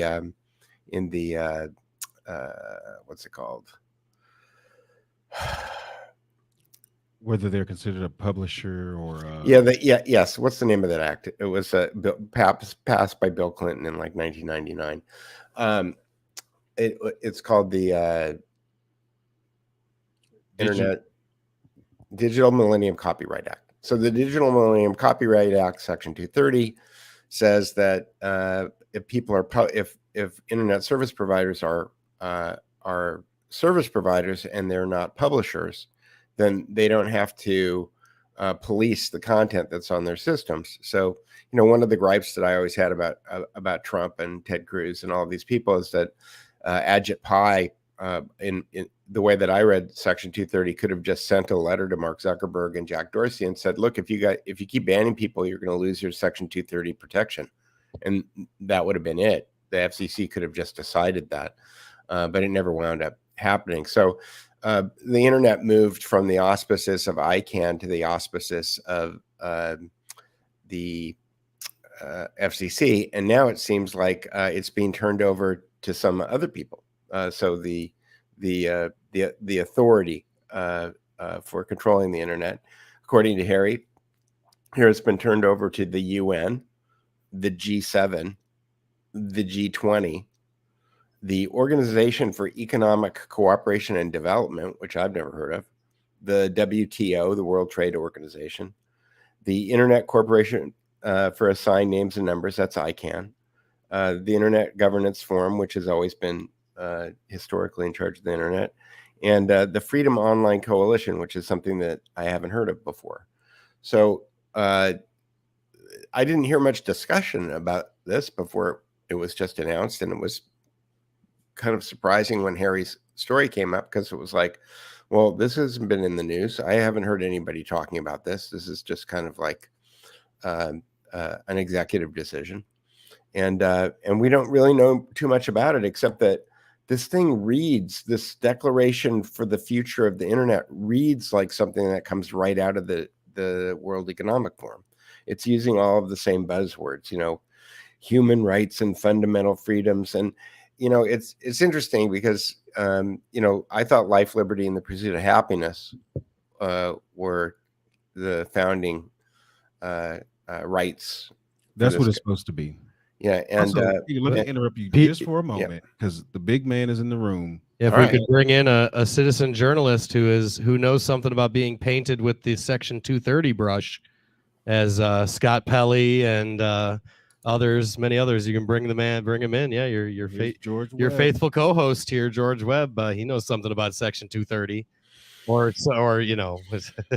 But hey, well, George. Hey everybody. Hey Peter. Hey Tyrone. Hey Aaron. Hey. Yeah, I've been called out by Elizabeth Warren, Pocahontas herself. Realize that I have 4 times more Indian blood than Pocahontas. Just saying, she got $350,000 a year salary based on her 164th Indian blood. I don't even think it was 164th. Okay, fair enough. I think it was smaller than that. Okay, maybe 256, but I never got a dime for my 1/16th Cherokee blood. So just saying that Elizabeth Warren going after me as some kind of Pocahontas warrior doesn't make a lot of sense to me. And but I was specifically named by her and Section 230. So, you know, this is something. and so they use how was Section 230 used against you, or well, there's 2 codicils of things that platform providers have to manage now. They put the onus on them to do copyright, so they have to manage copyright. So I can't remember when that came in, but then they also had sexual exploitation of children. And, yes. And so you had to have 2, agreements, punch throughs, whatever. I'm over 18 years old. I'm not under 18. I'm not here to exploit minors. My content isn't to exploit minors. But those are the only 2 exceptions to 230, which basically 230 is a kind of like a get out of jail free card platform providers, Sure. like, yeah. But yeah, So- but it's stipulated. I mean, it's stipulated that if you do these things, you have these protections. And my argument has been, and I sat and had long arguments with Will Chamberlain about this about 3 or 4 years ago, was that the only thing that would be required would be for the government, the FCC in that case, to say you're in violation of Section 230, and if you don't stop banning people, you're going to lose your Section 230 protection. Right. I selective weeding or whatever is specifically prohibited as a common carrier. The idea is that, like the old ferryman, to go across the river, you were supposed to take the rich people, the poor people, everyone equally on your ferry. So that was the common carrier.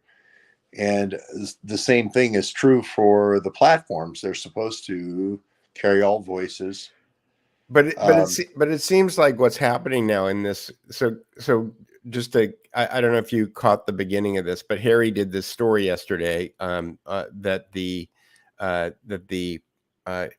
I guess the authority of the internet was turned over from the United States. This is today's headline on the Duke Report. This is why we're covering this first today. Today's headline on the Duke Report, for sure. So Harry's headline here is that the internet was turned over to the UN system today, and what he's calling out is that the White House on a Sunday, I guess, released a declaration for the future of the internet, where the authority for the internet was turned over to a bunch of other organizations, a group of organizations, including the United Nations, the G7, the G20, something called the Organization for Economic Cooperation and Development, the World Trade Organization, and other relevant unnamed multilateral and multi-shareholder fora. See, including ICANN, the Internet Governance Forum, and the Freedom Online Coalition. So I don't exactly understand what this means, but it seems like what's happening is that the authority for whatever authority for the internet that the United States had is being ceded by the White House to this other kind of international authority.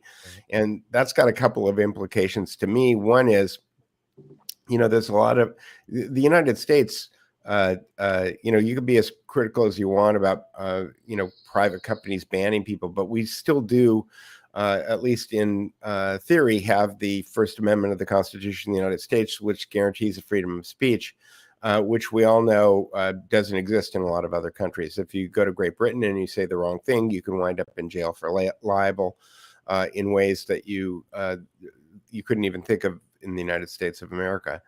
And then the second thing that I'm thinking of is that one of the kind of like effects of the globalization of the internet has been, well, if this is illegal over in England, then we might as well just make it illegal as far as our policies and procedures are concerned. We might as well make our policies and procedures standard across the world, which means that if you can't say it in England, you can't say it in the United States. You can't say it in Canada, you can't say it in the United States. And it just seems like by moving whatever enforcement mechanisms were in the United States to some kind of like global power, that we're ceding that. So that's point number one.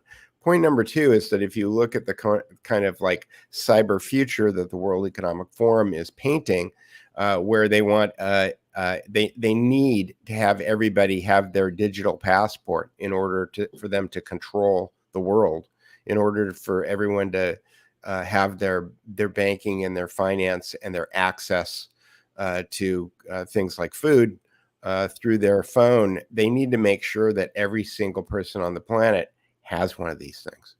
And if and you can't do that without creating this kind of phony baloney declaration for the future of the internet.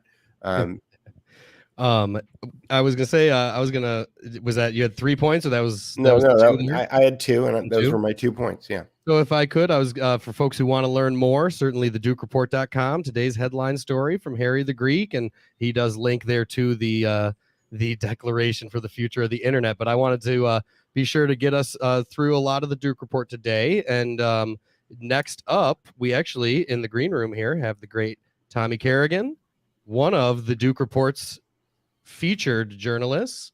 So for those who are not aware, you can of course go here to the Duke Report, and George is also a featured journalist. I guess we didn't say that on your way in, George. Sorry. Of course, you are also a featured journalist here on the Duke Report, and Tommy Kerrigan featured here on the Duke Report. And let's dive into Tommy's latest. So hey, Tommy, how you doing, Tommy? I'm doing very good. How are you guys? I have terrible allergies and feel like shit. So I was just here to kind of check in to see that George is still alive. I thought George would have been. I thought you would have been killed by now. Talking about pandemics, small nuclear reactors. It's just every day I wake up and I'm like, he's still going. He's still going. It's like going double or nothing in a casino. You just keep doubling down. Have you ever done that? I remember I've done that. I was at a casino with one of my friends in 2014, and we were so shit faced. We just wanted to leave, and we each took our like chips and put it all on red, and we won. We were like shit, so we did it again, put it all on red, and it was some like mathematical impossibility. We won like 6 straight times, and we were like Jesus Christ, and then we finally lost, and we were so happy.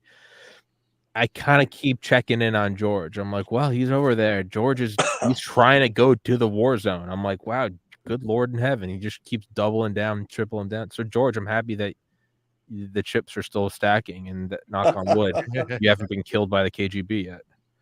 Tommy, if you're tired, it's all right, because you already did most of the heavy lifting here in your most recent post, which is featured on the Duke Report. It looks beautiful. like you talked with, let me get this here, a Dr. Richard Fox, MD. They can't let the pandemic end. So let's click on this. Again, the Duke Report makes it easy for you, everyone. You just dive right in. Maybe I'll leave it on mute a little bit and let George and Peter comment. You don't need to play them. They can go on. They're here to listen to George. Yeah, well, we're gonna play. We're gonna show it to the audience, but I'm gonna leave it on mute so we can talk over it. But this is Dr. Richard Fox. This is your latest link on the Duke Report and your channel and everything. So give us a little wind down. Yeah. Dr. Fox he's a badass guy. He's running for Congress out of California. The day before that, I had on General Flynn's brother and talked about election integrity, and that was really cool. And then 2 days before, I had on Dr. Malone again. I had on Bobby Ann Cox, a lawyer in New York, talking about legislation to start constructing medical detainment facilities in New York State, and how they're authorizing the use of armed force to put people in there if they're suspected of having come in contact with a communicable disease. So on the one hand, it's material for a lot of great episodes. On the other hand, it just seems to be confirmation that we are indeed spiraling into a dystopian hellscape. Yeah, and I watched the Bobby Ann Cox interview that Tommy had, and I was, first of all, she's great at what she's trying to do, but her and I'll say this with caution, her naivete about the forces that she's up against. Like, she just saw this law and said, well, this is illegal, you can't do this, and she filed a lawsuit without realizing that she's basically going up against the bio global takeover of the planet, and that she's going up against things that Alex Jones has been screaming about for 20 years, and that billions, if not trillions, of dollars have been dedicated to kind of moving forward, and she's like this little ant standing on the train track going, you can't do this. She's an interesting woman. Well, I do commend her efforts. It's 100%. And it kind of, it's like 6 months before Rogan had on Dr. Malone. It was like me with like 500 subscribers saying like the same thing, like, you can't do this. And like, sure, it's a lot of it's futile, but at the same time, it's like if it is all over, might as well go out with 2 middle fingers. Like, Sure, you might as sure. well be the. I get what you're saying too. Yeah, It's, I mean, I'm not sure. I'm not even suggesting that it's futile. It was curiously, I don't know. We all got into this. I got into this from George, right, 5 years ago with the finger going around on the thumbnails, and I didn't have any idea about about Carol Quigley and the Round Table and the Council on Foreign Relations and the Rockefellers and all of the other intrigues that have been basically shaping our time here on the planet. And so the more that you dig into it, and the more that you realize, how much these forces are actually controlling things, then it changes the frame. It changes the way that you look at things. And one of the things that I think is really interesting, and George has been there and kind of witnessed a lot of this, is that a lot of the people that we run into are attorneys that are starting to figure out that things aren't exactly the way that they're laid out in the Constitution, that the rule of law might be closer to Santa Claus than actually the way that we live. And those people who have made law and order their business, they have a real hard time kind of getting their arms around what they're up against. Well, yeah, I mean, my 5 years of tangling with the legal system is certainly one of, it's a way bigger monster than you are. And, your Polyphemus is the monster, and you must blind the monster to even have a chance. It's an Odysseus tale for sure. It's certainly of epic proportions that we have in front of us. But the great Peter Duke taught me the story clock paradigm, where no matter how much you're up against, you gather all the things you need from the 3 o'clock hour to the 9 o'clock hour so that you can win before the clock strikes midnight. And you gather them in a bag called the Duke Report, and you bring them all together into one place where the public can link and learn. So let's head back to the Duke Report. I was thinking actually a little exercise. If you guys wanted, we could do like a Control F and do keywords. I could do like Ukraine or any other thing in the news and dive through that, or any other way you wanted to do the Duke Report. I think just letting Tommy do jokes. No, I was gonna say that was an incredible plug. The way you just maneuvered that, you put them all in a bag to the Duke Report. Well, there you go. So we're going through the Duke Report. Just so that the audience understands, I created the Duke Report because so many of the sources of information that I use every day to try to figure out what's actually really going on in the world had been banned or kind of, blown off of whatever platform they were on. I just needed to collect them all in one place and try to figure out where they are. I did just notice, though, when I clicked on the last 10 stories for Tommy Kerrigan that that link wasn't working. So I need to go now. Something on my list I got to go fix. Probably has something to do with Odyssey, but I did work on the Duke Report all weekend, though, because you might notice that the fonts are a little bit different, and we're trying to make it a little bit easier to read. We're trying to make it work better on mobile devices. To the extent that I'm not a software developer, and I'm trying to do this on whatever the meager funds are that I have to apply to it at this point. But I think that it's gotten significantly better over the weekend. And if you're looking at it on an iPhone or an iPad, it's going to be a lot easier for you to consume than it was before. Hell yeah. George, you want to? We should do like roll the dice. George is up next. Who should we dive into next, George? What do you think? Ava Bartlett, Corbett Report, Caitlin Johnstone, Jimmy Dore. It's all here. Well, let me talk about those two. Yeah. Let me talk about those two really quickly. One of the things that I see happening here in Ukraine is the great women reporters of the Syria Times. Obviously Sharina Shim dead, Shifa Gardi dead, but Vanessa Beeley not dead. Ava Bartlett not dead, and Ava is in Donbass, reporting things firsthand. So these great women of Syria, they're Syria reporting, the people that exposed the white helmets and Max Blumenthal and all that. They're getting it done again. They're, God bless them for getting in there and telling the truth. Ava Bartlett already just totally dismembered this whole, Russia mass graves bullshit story that they tried to put out. Just single-handedly, one woman just totally just eviscerated this, attempt at propaganda. So just Ava, I've had the great honor of talking with her recently and communicating with her recently. She's just an amazing individual. And from a distance, although I had a little tiny, run in with Vanessa Beeley just through a misunderstanding in England, she's the queen bee, man. She's picking up Kolomoisky.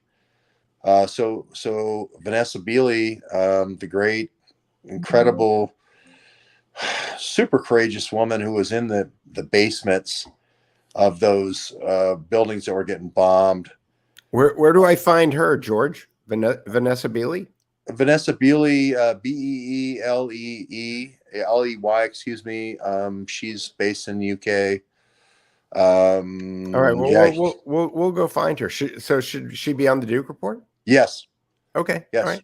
Ava should be on there, and Ava's on there. Yep, we just had Ava's link up. Yeah. Well, let's go to Ava. I'll stop talking. We'll go to the real.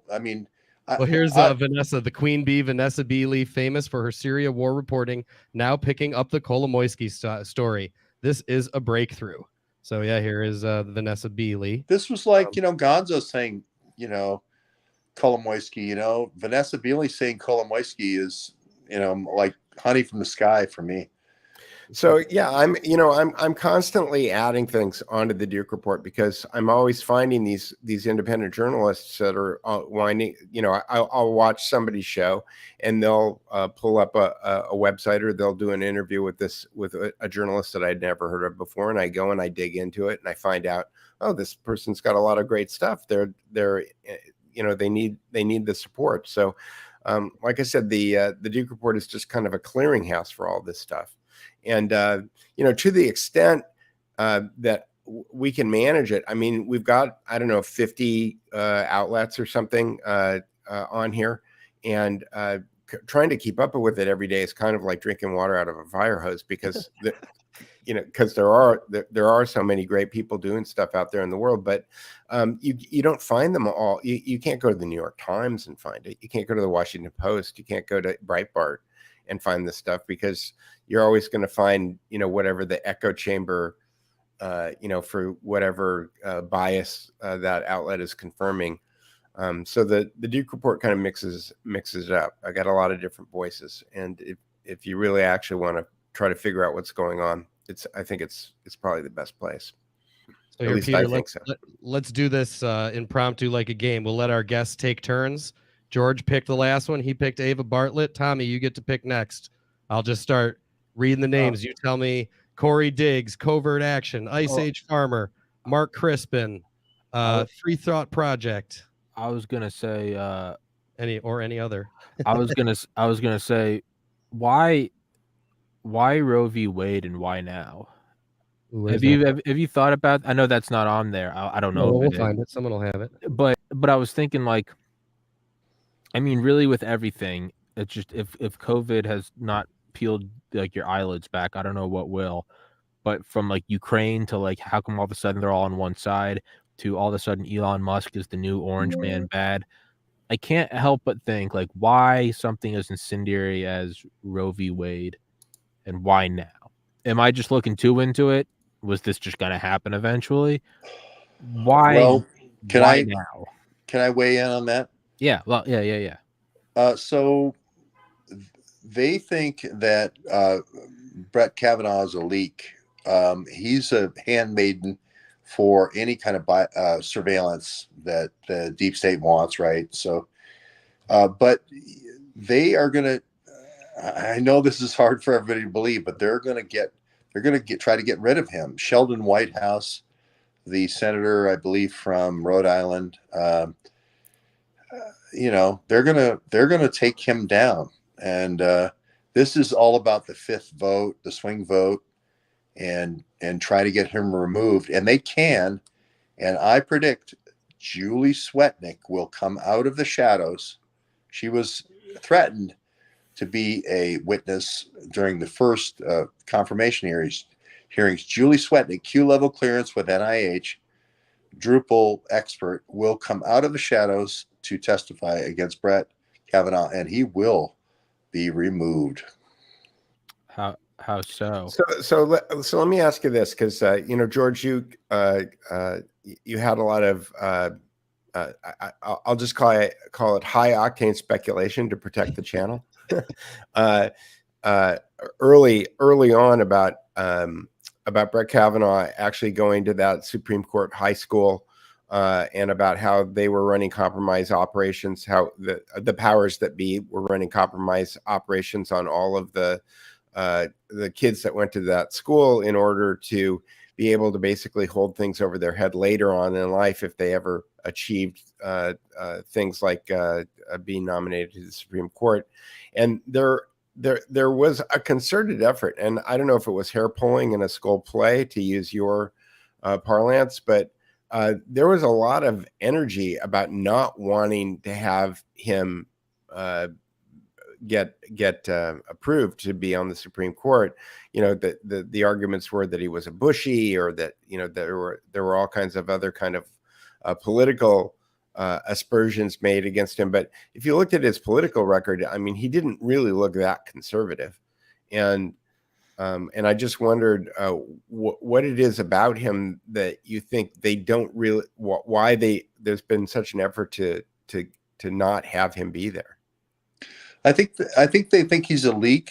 He goes all the way back to Vince Foster, interviewing people who were there the night of, by the National Park Service, intimidating witnesses. So they think he's one of the compromised in far as DC goes.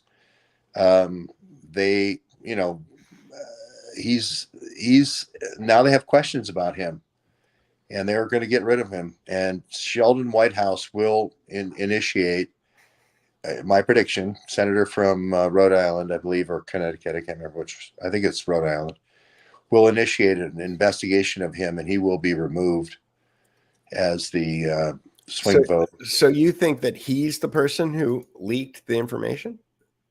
Who leaked the memo? I think they think he's a leak. I don't think he's the leak.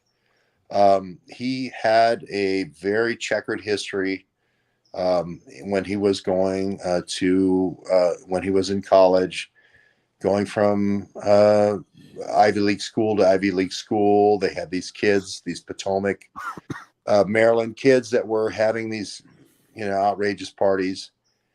And it's going to be, if it hits the Senate floor with Julie Swetnick testifying, you're going to see everything. It's going to be worse than Clarence Thomas. But has that ever been done to a Supreme Court justice? Clarence Thomas. Yep. But he was that was on his confirmation hearing. He wasn't in order to do something about a sitting Supreme Court justice, you have to impeach them, don't you? You can, and they will. Do you think this is like an all out, no holds barred rush to get literally everyone vaccinated? Do you think that they've looked, let's say that it is like the bio global elite, so it transcends like 4-year and 2-year and 6-year elections?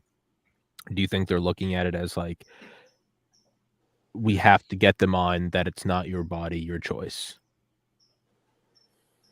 Is that too tinfoil? No, I just think they think of him as a loose cannon, as somebody. Not that. I mean, Roe v. Wade. Like right now, do you think they're going, hey, let's Roe v. Wade on? Roe v. Wade is just to try to get people on the left excited about something other than the Ukraine war, because runaway Army, inflation. yeah, Azov Army is a bunch of Nazis with a bunch of human shields as kids, with kids and women, and and that's not a good story. So let's do Roe v. Wade. It's like those chants in downtown New York the other day. They're chanting like Azov. And you can see there's not a lot of people, because there are a lot of people who are going, wait, hold on, are we really doing this? Like, it doesn't have that visceral energy as like the 2020 riots, right? They need the true inner harpy demon in them you got to get the veins coming up on the neck. And that's what, within like 10 minutes last night, they were already screaming outside Supreme Court. They can't or Azov doesn't get the blood boiling, right? You really got to have these people just screaming until their face turns purple.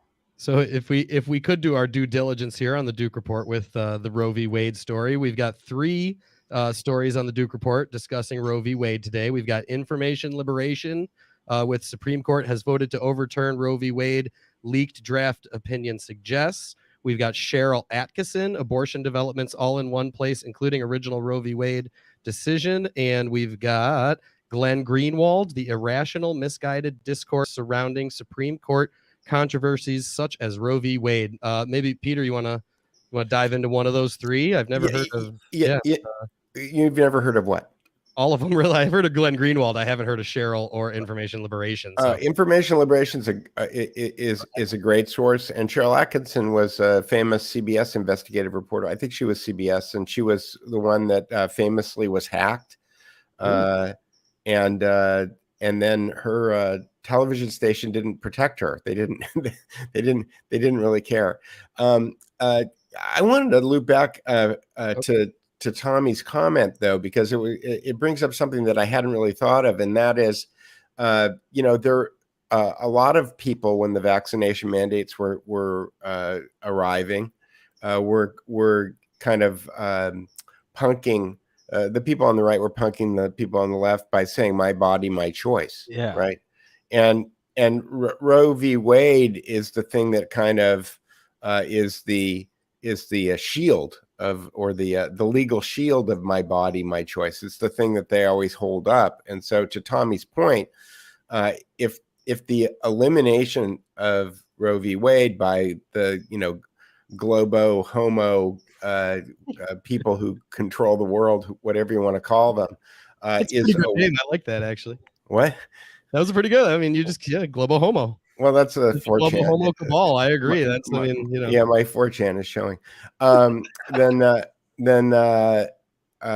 that winds up becoming a very interesting kind of conundrum, right, for a lot of people who have been against Roe versus Wade. But if Roe versus Wade is actually the precedent, for example, for throwing out vaccine mandates or something, then you wind up having this kind of political Gordian knot, right? Where you've got all of these different conflicting points of view that are all kind of like tangled together. So it's an interesting idea that you brought up, Tommy, that this may not necessarily be really about abortion as much as it's about vaccines. It might. I want to say, the Duke Report kind of reminds me of like what Reddit once was. Like, you go to it and actually find cool shit from Reddit. I mean, like 2008, 2009. Yeah. Kid actually would log in at lunch in high school and just surf through Reddit, and I always thought it was so great. Versus now, just the circle jerk propaganda shithole that it is. So, so props Duke Report. Well, thanks. I mean, like I said, it just really started out as a way for Carrie and I to keep track of what's going on, and then we thought, well, we might as well just make it available for everybody. So, hell yeah, that's the deal. Hey, George, I was going to say, can you enlighten me on? I saw on your Twitter, a Canadian general was arrested by Russia. Why is that not like front page news? Well, it's all sources from RT and Sputnik and stuff, and so everybody thinks it's disinformation, and I kind of have that, I want to touch it with like a 10-foot pole and poke it a little bit before yeah. Oh, sorry, yeah. I'm just going to play it on graphics. Yeah. Yeah, I just don't want to inhale the story yet because I don't understand, why this guy who was a general and then he gets out of the service and then all of a sudden he shows up in Azovstal and he really doesn't have any background in bioagents. And what I'm looking for in Azovstal, this kind of bunker, this hideout, this kind of Fuhrer bunker, I'm looking for somebody who's running the ethnic cleansing of Donbass. And to me, if I don't find the guy who's ethnically cleansing Donbass, I'm not really interested. And this guy doesn't have that background. This Heinz Feldman that I've been following a long time, and great research by Mark Kulak and stuff has followed the scientist Heinz Feldman. There's another second Heinz Feldman. So there's Heinz, the NATO general, who's kind of had a checkered history with bioagents. So this is a mixed story. And when I saw this Cartier guy being put out, I said, wait a minute, is this kind of like red meat that they're throwing out for the people who don't do their fact checking? And so that's why I've kind of laid off this Cartier story. But you're right, Tommy. There are people emerging every day from this Fuhrer bunker in Azovstal, this neo-Nazi Fuhrer bunker. So we'll see. Could you also touch on the thing you tweeted about those nuclear reactors, I think, in Ontario? Is that related to any of this, or is that something completely No, it's just, I talked to a long time ago this guy named Bill Taylor or his nephew or brother or something. And it turned out Bill Taylor, the ambassador who was behind the Trump impeachment, his father was a big expert in portable nuclear power plants, like something that you could deliver even from a helicopter, and out of Fort Belvoir. And, these new reactors they're talking about spreading and sprinkling all over Canada kind of fit the bill. You got Bill Gates, involved, and it's just one of those kind of Klaus Schwabian things where you go, is this the green agenda? Is this why they want to shut down the coal plants? Because they've cornered the market on fissionable fuel, and this is kind of like the next shoe to drop. So yeah. Well, George, while we're diving into your information, it actually is your Substack that links on the Duke Report, not your Twitter. But I want to get back over to the Duke Report and dive into your Substack. And I think it's 3 or 4 days old, the most recent one on there. But I have heard that certain journalists have been known to call the editor of the Duke Report and say, Peter, please put me to the top. Put me to the top. So on your next Substack, we can call. The way that a secret phone line where you can, say, I need the top story today. Well, it's funny that you say that. I do at least once a day. I try to go through and move whatever's new up to the top. And like I said, if I had the development dollars, I would have that all automated, and it would all be doing it automatically. But generally, you'll see Mark Crispin Miller up at the top of the Duke Report a lot, because that guy posts sometimes 3 times a day, and he writes a lot. So the key to the whole thing is I just try to keep it fresh. So if somebody like John Derbyshire does a podcast every Friday, he's been doing it every Friday for 15 years, called Radio Derb, and on Friday afternoon or Saturday morning, I'll push John Derbyshire up to the top of the right-hand column. And after a day or two, I'll move him down again. I'll find somebody who's got something newer, and I'll put it up at the top, because, not everybody comes to the Duke Report every day, but I like to kind of service the people who do come. And so I'll wind up, pushing as much new stuff as you want. So George and I have talked about this. George knows that he could game the Duke Report if he just started posting That's he I just guess started, what I was saying. Yeah, there you go. If he just started posting stuff all of the time on that Substack, it would go up there, or any other publishing platform that has RSS. The thing is about Twitter is that, and there are Twitter aggregators. I suppose I could probably build a twitter.thedukereport.com and kind of aggregate Twitter feeds also. But that seems to be something that people who are on Twitter can do with lists. So, well, Tommy, too, next time you have Dr. Robert Malone on, Tommy, make sure you let Peter know so he can get you on the top of the Duke Report, right? I'll spam it. Well, Dr. Malone, Peter McCullough, and Dr. Cottrell. I got all the doctors down there, and Children's Health Defense. They're down there in a little block of their own. Lower right-hand corner, or actually, I don't know how low it is. Halfway down on the right side.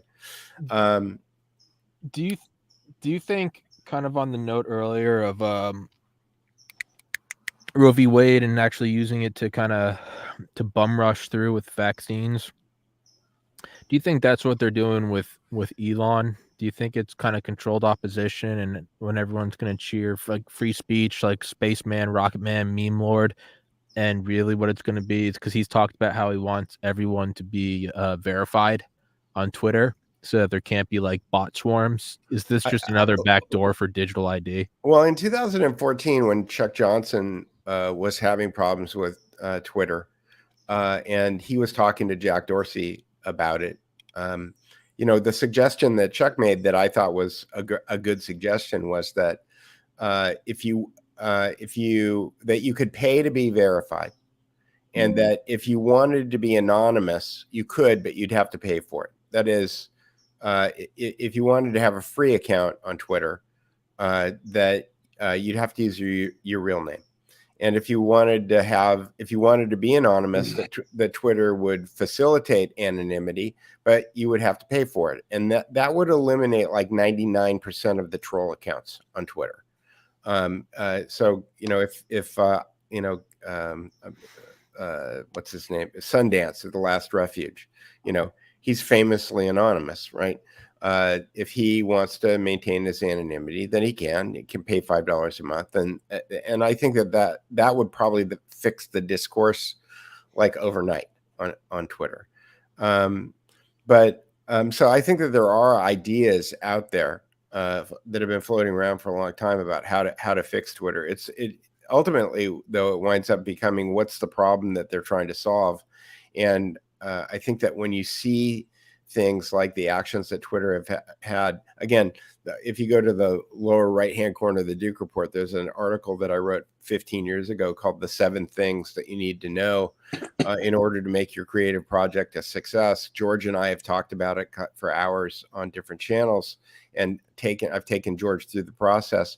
But you can kind of use that as a rubric for looking at the way that people are looking at coming up with decisions, because ultimately what the 7 questions wind up becoming is the benchmarks that people use in order to make creative decisions. So the 7 things that you need to know are: what's the problem that you're trying to solve?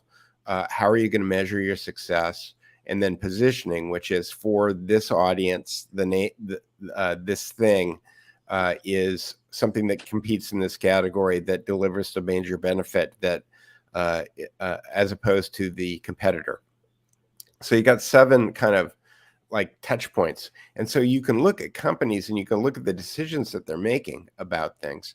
And if you understand that they're trying to solve a problem and that they're measuring it, and that they are addressing a certain audience with a certain with something that's named a certain thing that operates in a certain category that has a certain major benefit that has certain competitors in the idea space, then you can kind of figure that out. So that's why I think that, when Twitter started, when the Section 230, bring it back to the beginning of the conversation, when Section 230 wasn't really addressed by the government in a way that you would think would be just kind of a duh moment, then you need to start kind of working backwards and trying to figure out, well, what are the heuristics that they're actually using? And people on the right, for whatever reason, whatever reason. They don't like, they like to pretend like they're not jumping to conclusions about things. But the fact is that if you're using the rubric, you can kind of figure things out.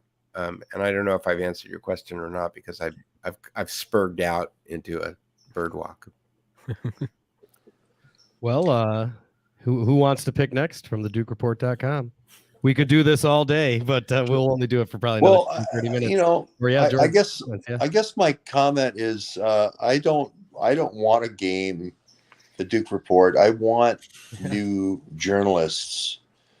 I want new journalists, undiscovered journalists, great new talents to surface. I want the Tommy Kerrigans and the Addie Adzes to bubble up. You know, I want new voices to be discovered. And I think one of the things Jack Dorsey said at Twitter before Musk, you know, this whole thing, was that centralization kind of the way they ran it defeated discovery and tended toward you know, clustering around the big stars.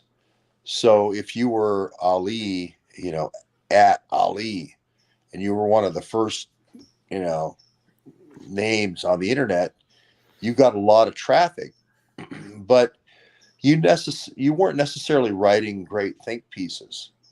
You were just posting a lot, and you had a great 3-letter early, you know, name. And so what I like about curation and curating by someone who's a thoughtful curator like Peter and producer Carrie is that you get this. It's not necessarily a totally blind curation, like, you know, we're going to promote everybody who's good, but at least it's some kind of way to beat the algorithm.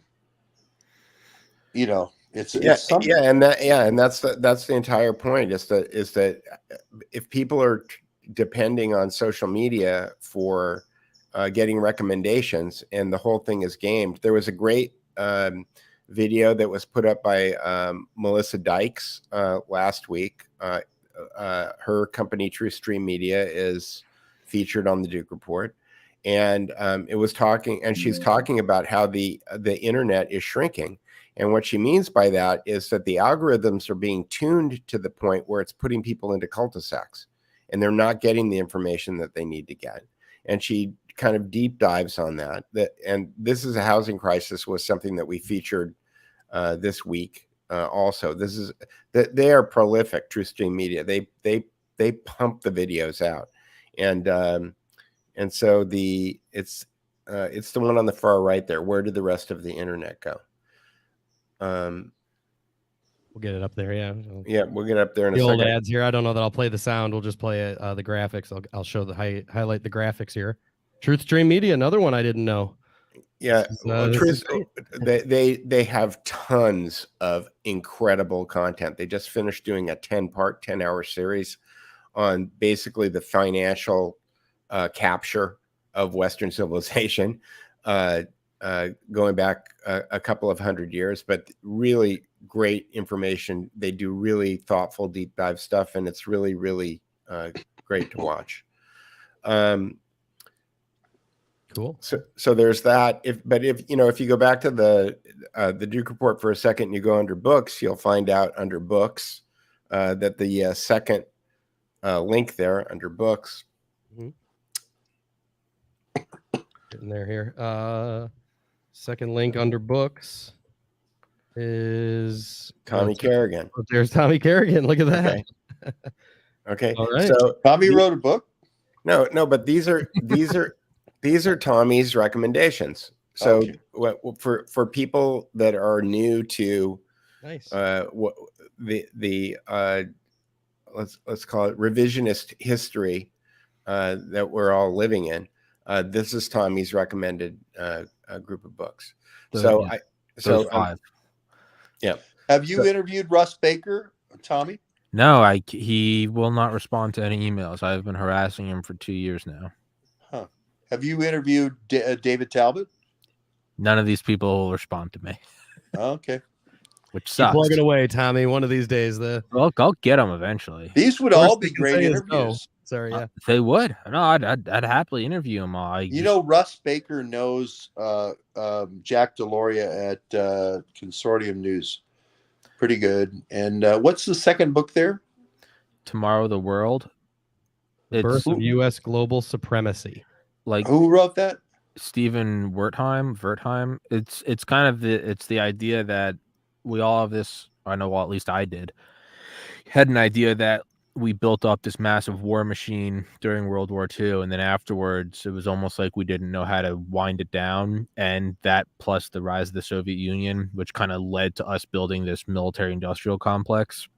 And that book actually kind of lays out how even before we got into the war, we were already kind of divvying up the world. We were just waiting for a reason to get in. And yet all these guys kind of approaching FDR, and they're, you know, it's all the true believers. They're like, listen, like, you know, in the way only like white guys in the 40s could say, they're like, listen, we have to like domesticate the savages around the world. Like we need American bases around the world.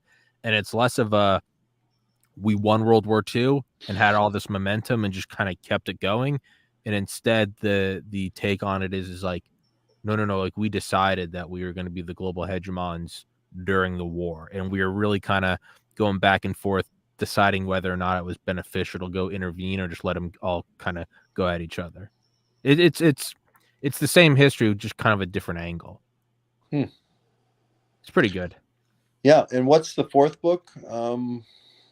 Gangsters of that back on screen there, but Tommy, when are you going to write a book?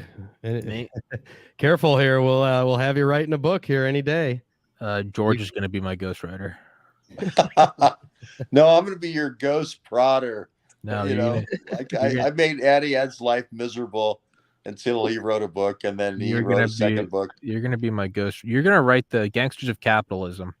The Gangsters, Smedley Butler, the Marines, and the Making and Breaking of America's Empire, Jonathan M. Katz. Yeah, it's not so much the breaking, it really is the construction of it. Whereas the plot to seize the White House was about how like the DuPonts, the Rockefellers, and a whole bunch of other rich guys tried to get Smedley Butler to use the disgruntled bonus army, a bunch of veterans from World War I who didn't get their bonuses. They wanted him to lead all of them on the White House, remove FDR. Smedley would be made the king of America and would act as a front man for this wealthy cabal. And in reality, they hated FDR because he was getting rid of the gold standard. That's about Smedley kind of later in life, and that's what everyone knows about him. Gangsters of Capitalism goes all the way back to like the turn of the century. And it really is beyond any shadow of a doubt, where it's like, you know, we look at the Dulles brothers from like, yeah, you know, the State Department, the CIA, the banking system. It's all just this revolving door of, hey, we got to have a war. And, you know, what a coincidence. Like America has interest there. Well, I guess while we're here, we might as well build factories. This brings it back 60 years prior.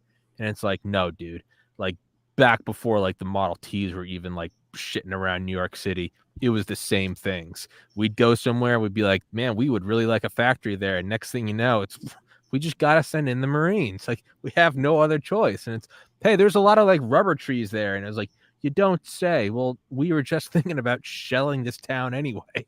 And it was like, you go back and you're like, oh, dude, because when you hear like Eisenhower give the military industrial complex speech, you then go 28 years back and you see Smedley giving the same speech and you go, oh, it's older than I thought.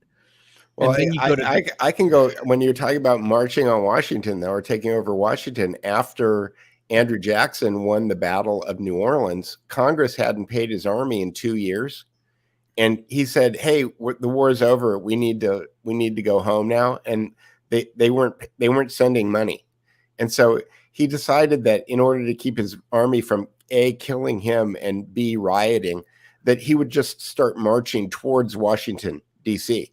So he started marching the army in New Orleans towards Washington, D.C. And it was when he got to Georgia that he figured out that that he could just give his army the land that had been promised to the Cherokee in Georgia, and kick more fun. kick the Cherokee out of Georgia. But this is the exact same scenario. The Congress hadn't paid the army, and if and everybody in DC was going, what are we going to do if instead of crossing the Rubicon, he was going to go cross the Potomac with his army, and they needed to take care of it. And so when he came up with this compromise solution, which was, I'm going to give my army the land that belongs to the Indians in Georgia that was promised to them by the United States Congress, the Congress said to the Cherokee, sorry about that. You're going to just have to give him the land.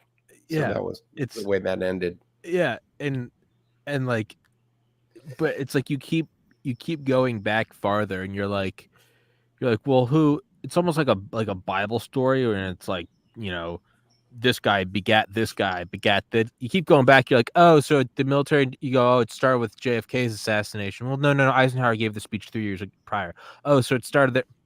No, Smedley gave the War's a Racket speech 27 years before that. Oh, so it started in 1933. Well, no, it was kind of like the Zimmerman telegram. We kind of got ourselves. Oh, so no. Oh, no, actually, no. It was the USS Maine being blown up in 1898. Oh, so that's actually, it was like 15 years before that. And then you go back to that, and then they're like, those guys in the 1880s are telling stories about, like, listen, you and I both know bankers have run this place for the last century. And you're like, how? If just from the ground, and I said this to Dr. Malone on our podcast. I said it's a lot like if you had like a security camera in your own house or your own apartment, and like you came home from work one day and like all the pillows were shredded, and you looked at the security camera and you saw that it was the cat. It doesn't bring the pillows back. It doesn't make the cat any more disciplined, and it really doesn't make the situation any better. But at least you know now what happened, and there's something there. So if you read those 5 books, it doesn't make the situation better. You can't go back in time. You realize that the demons have the world by the balls. But now you know? I mean, I don't know. It's like Dick Cheney sitting you down and going, listen, we had to do 9/11. And you're like, well, now there's no doubt. It doesn't make my Tuesday any better. Yeah, and frankly, that's one of the issues that producer Carrie and I were talking about this weekend about the Duke Report. We were trying to figure out, is the Duke Report too depressing? It's like we've got some comedians over on the right side there, and you've got a great sense of humor, but a lot of this stuff is like it really is a big black pill. No, it's not. I would say George's Twitter and the Duke Report. It's kind of like, when like the family's not home and they just don't want to deal with kids, so they just put out the bucket of candy on Halloween and they say, take one. You guys are just putting out a bucket of red pills. Listen, if you take handfuls and get sick, if you eat all the Reese's in one night and puke, that's on you, kid. You just learned a hard lesson in responsibility. If you try to take down the entire history of the intelligence apparatus in one go, you're going to crawl into a bottle and drink yourself stupid. Take it. Read one of them, and then just go watch the Kardashians for a month. Let your brain level out again, and then take another red pill. But you can't drink all the alcohol in one night. You can't take all the red pills in one night. If you go through all of George's Twitter and all of the Duke Report in one evening, yeah, you're going to go into Comet Pizza with a machine gun thinking that you're saving like the babies from the tunnels. But you got to just baby steps. You can't. That's Jack Persovic. Yeah, that's Jack Persovic's story, by the way. Oh, really?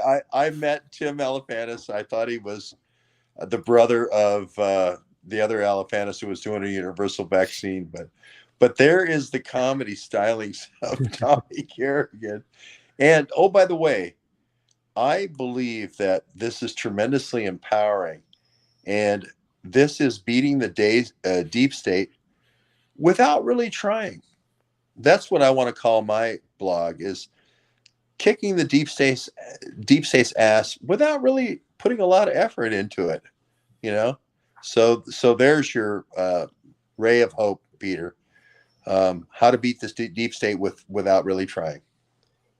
Well, the Duke Report is an essential tool in that fight against the deep state. I thought we might have time for one more story, but maybe we should just do shirts, Peter, because I think the shirts are more important and cooler. And I was going to say, people have been giving me a hard time about my wardrobe. It's always a busy day. If anyone out there would like to donate a bundle of Duke Report shirts to the studio here, and that could kind of be like our uniform, so we don't have to think about it. It's just like, all right, There you go. Here, put a Duke Report shirt on. You are now seeing what we were just rallying against. You're seeing the very birth of the revolving door. Whether it happens with Congress in 1880 or now on this podcast, you're seeing the people at the top going, "We'll buy the Duke Report shirts.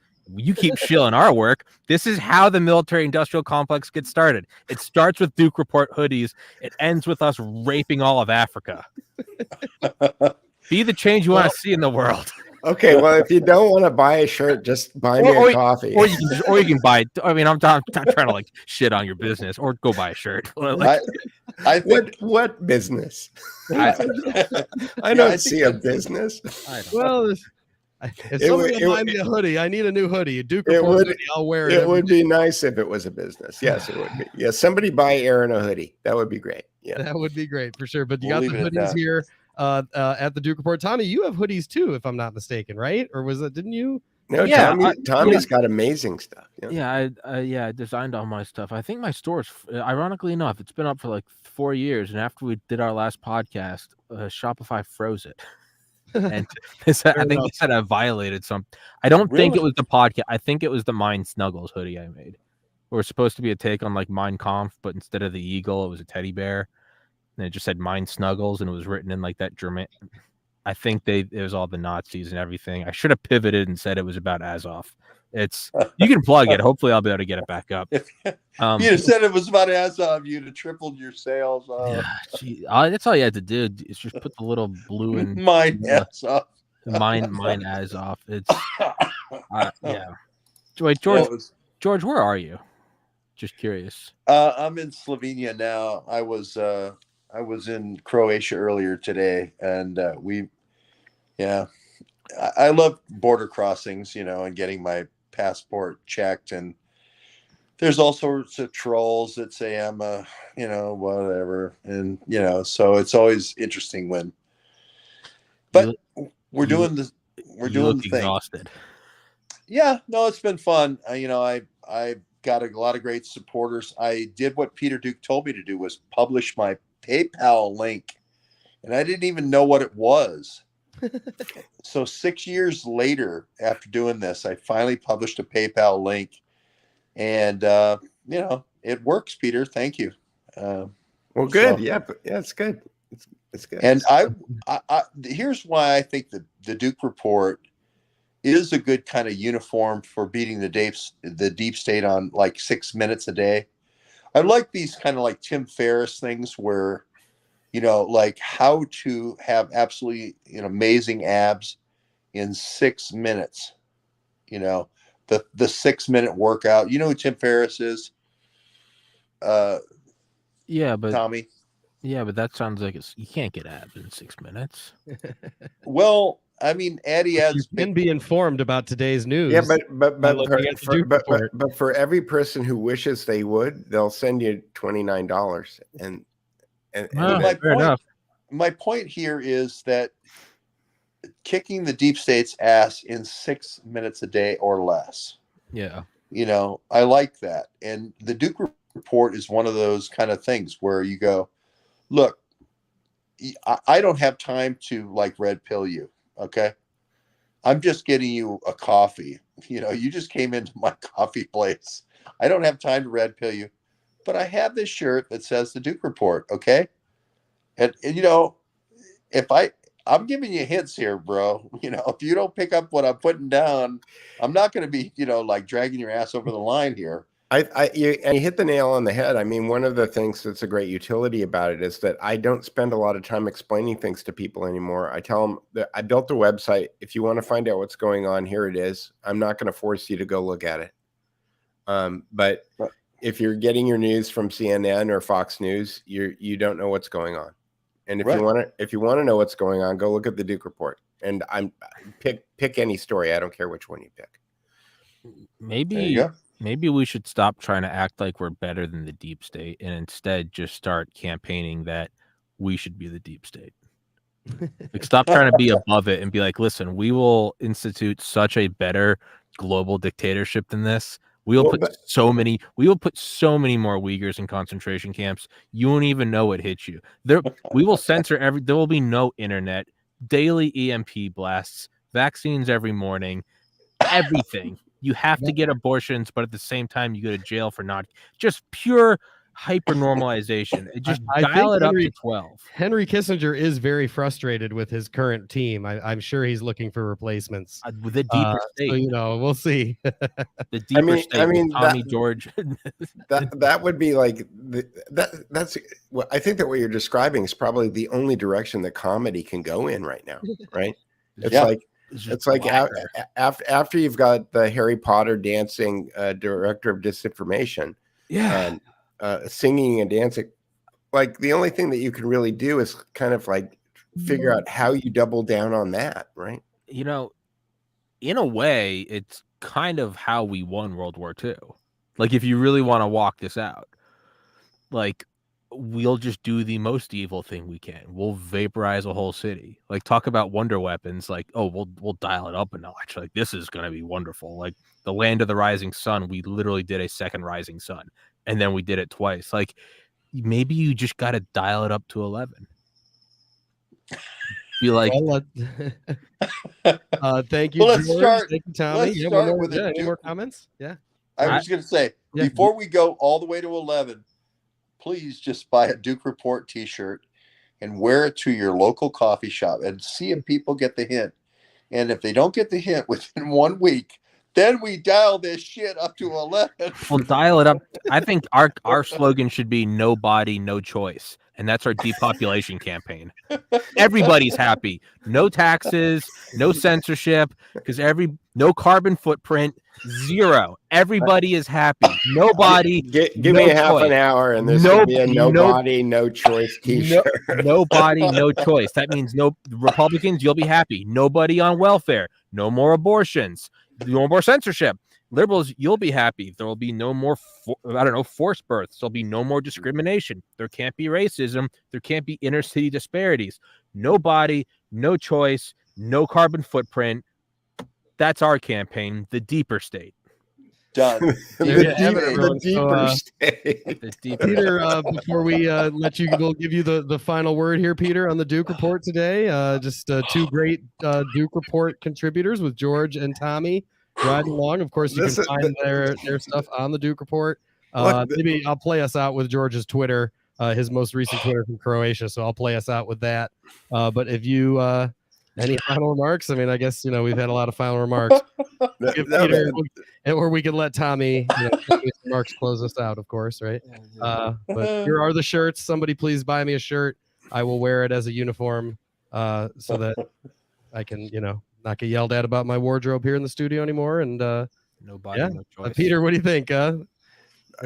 I'm speechless. Like, awesome.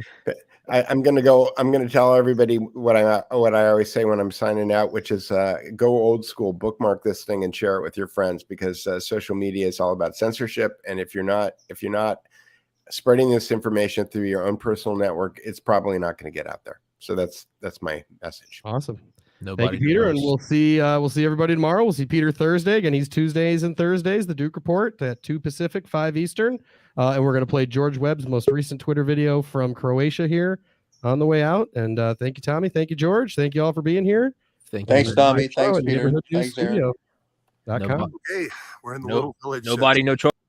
And you can see that when Tito falls after the Soviet Union, that's when the pizza cutting of Yugoslavia starts. NATO sponsored, obviously a big sponsor of Russia, right? Strong relationship with Russia. We'll cut the top of Serbia off. We'll cut the bottom off. Vojvodina off the top.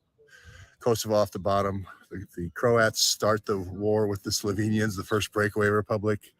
Then we have the 9/11 hijacker crew, the Mujahideen, right? Same people that worked all the way back with Osama bin Laden back in Afghanistan. Those guys, the Koffer Black guys, right? Zbigniew Brzezinski guys, Koffer Black guys, come here and start doing attacks on Milosevic to try to encourage a war, And then Srebrenica happens after that. So not saying Srebrenica didn't happen, but it happened after these 9/11 guys. We don't know their history. Who gave them the KL-43s? Remember, Ali North had the KL-43. Who was his boss? Al Haig. Al Haig with Iran-Contra, KL-43s. That was the laptop. What did they move to in 1999 when they went to Kosovo? The BlackBerry. The BlackBerry. You follow the devices, it unwinds history. It unwinds NATO's activities. It unwinds history. All the way till now. All the way to Hunter Biden and Kofor Black and Burisma and Kolomoisky now. The bioagents now. All the way through the last 40 years, if you just follow the KL-43s until they cut over to the BlackBerries, and then the BlackBerries tell the story until they move to the green zone phones right now.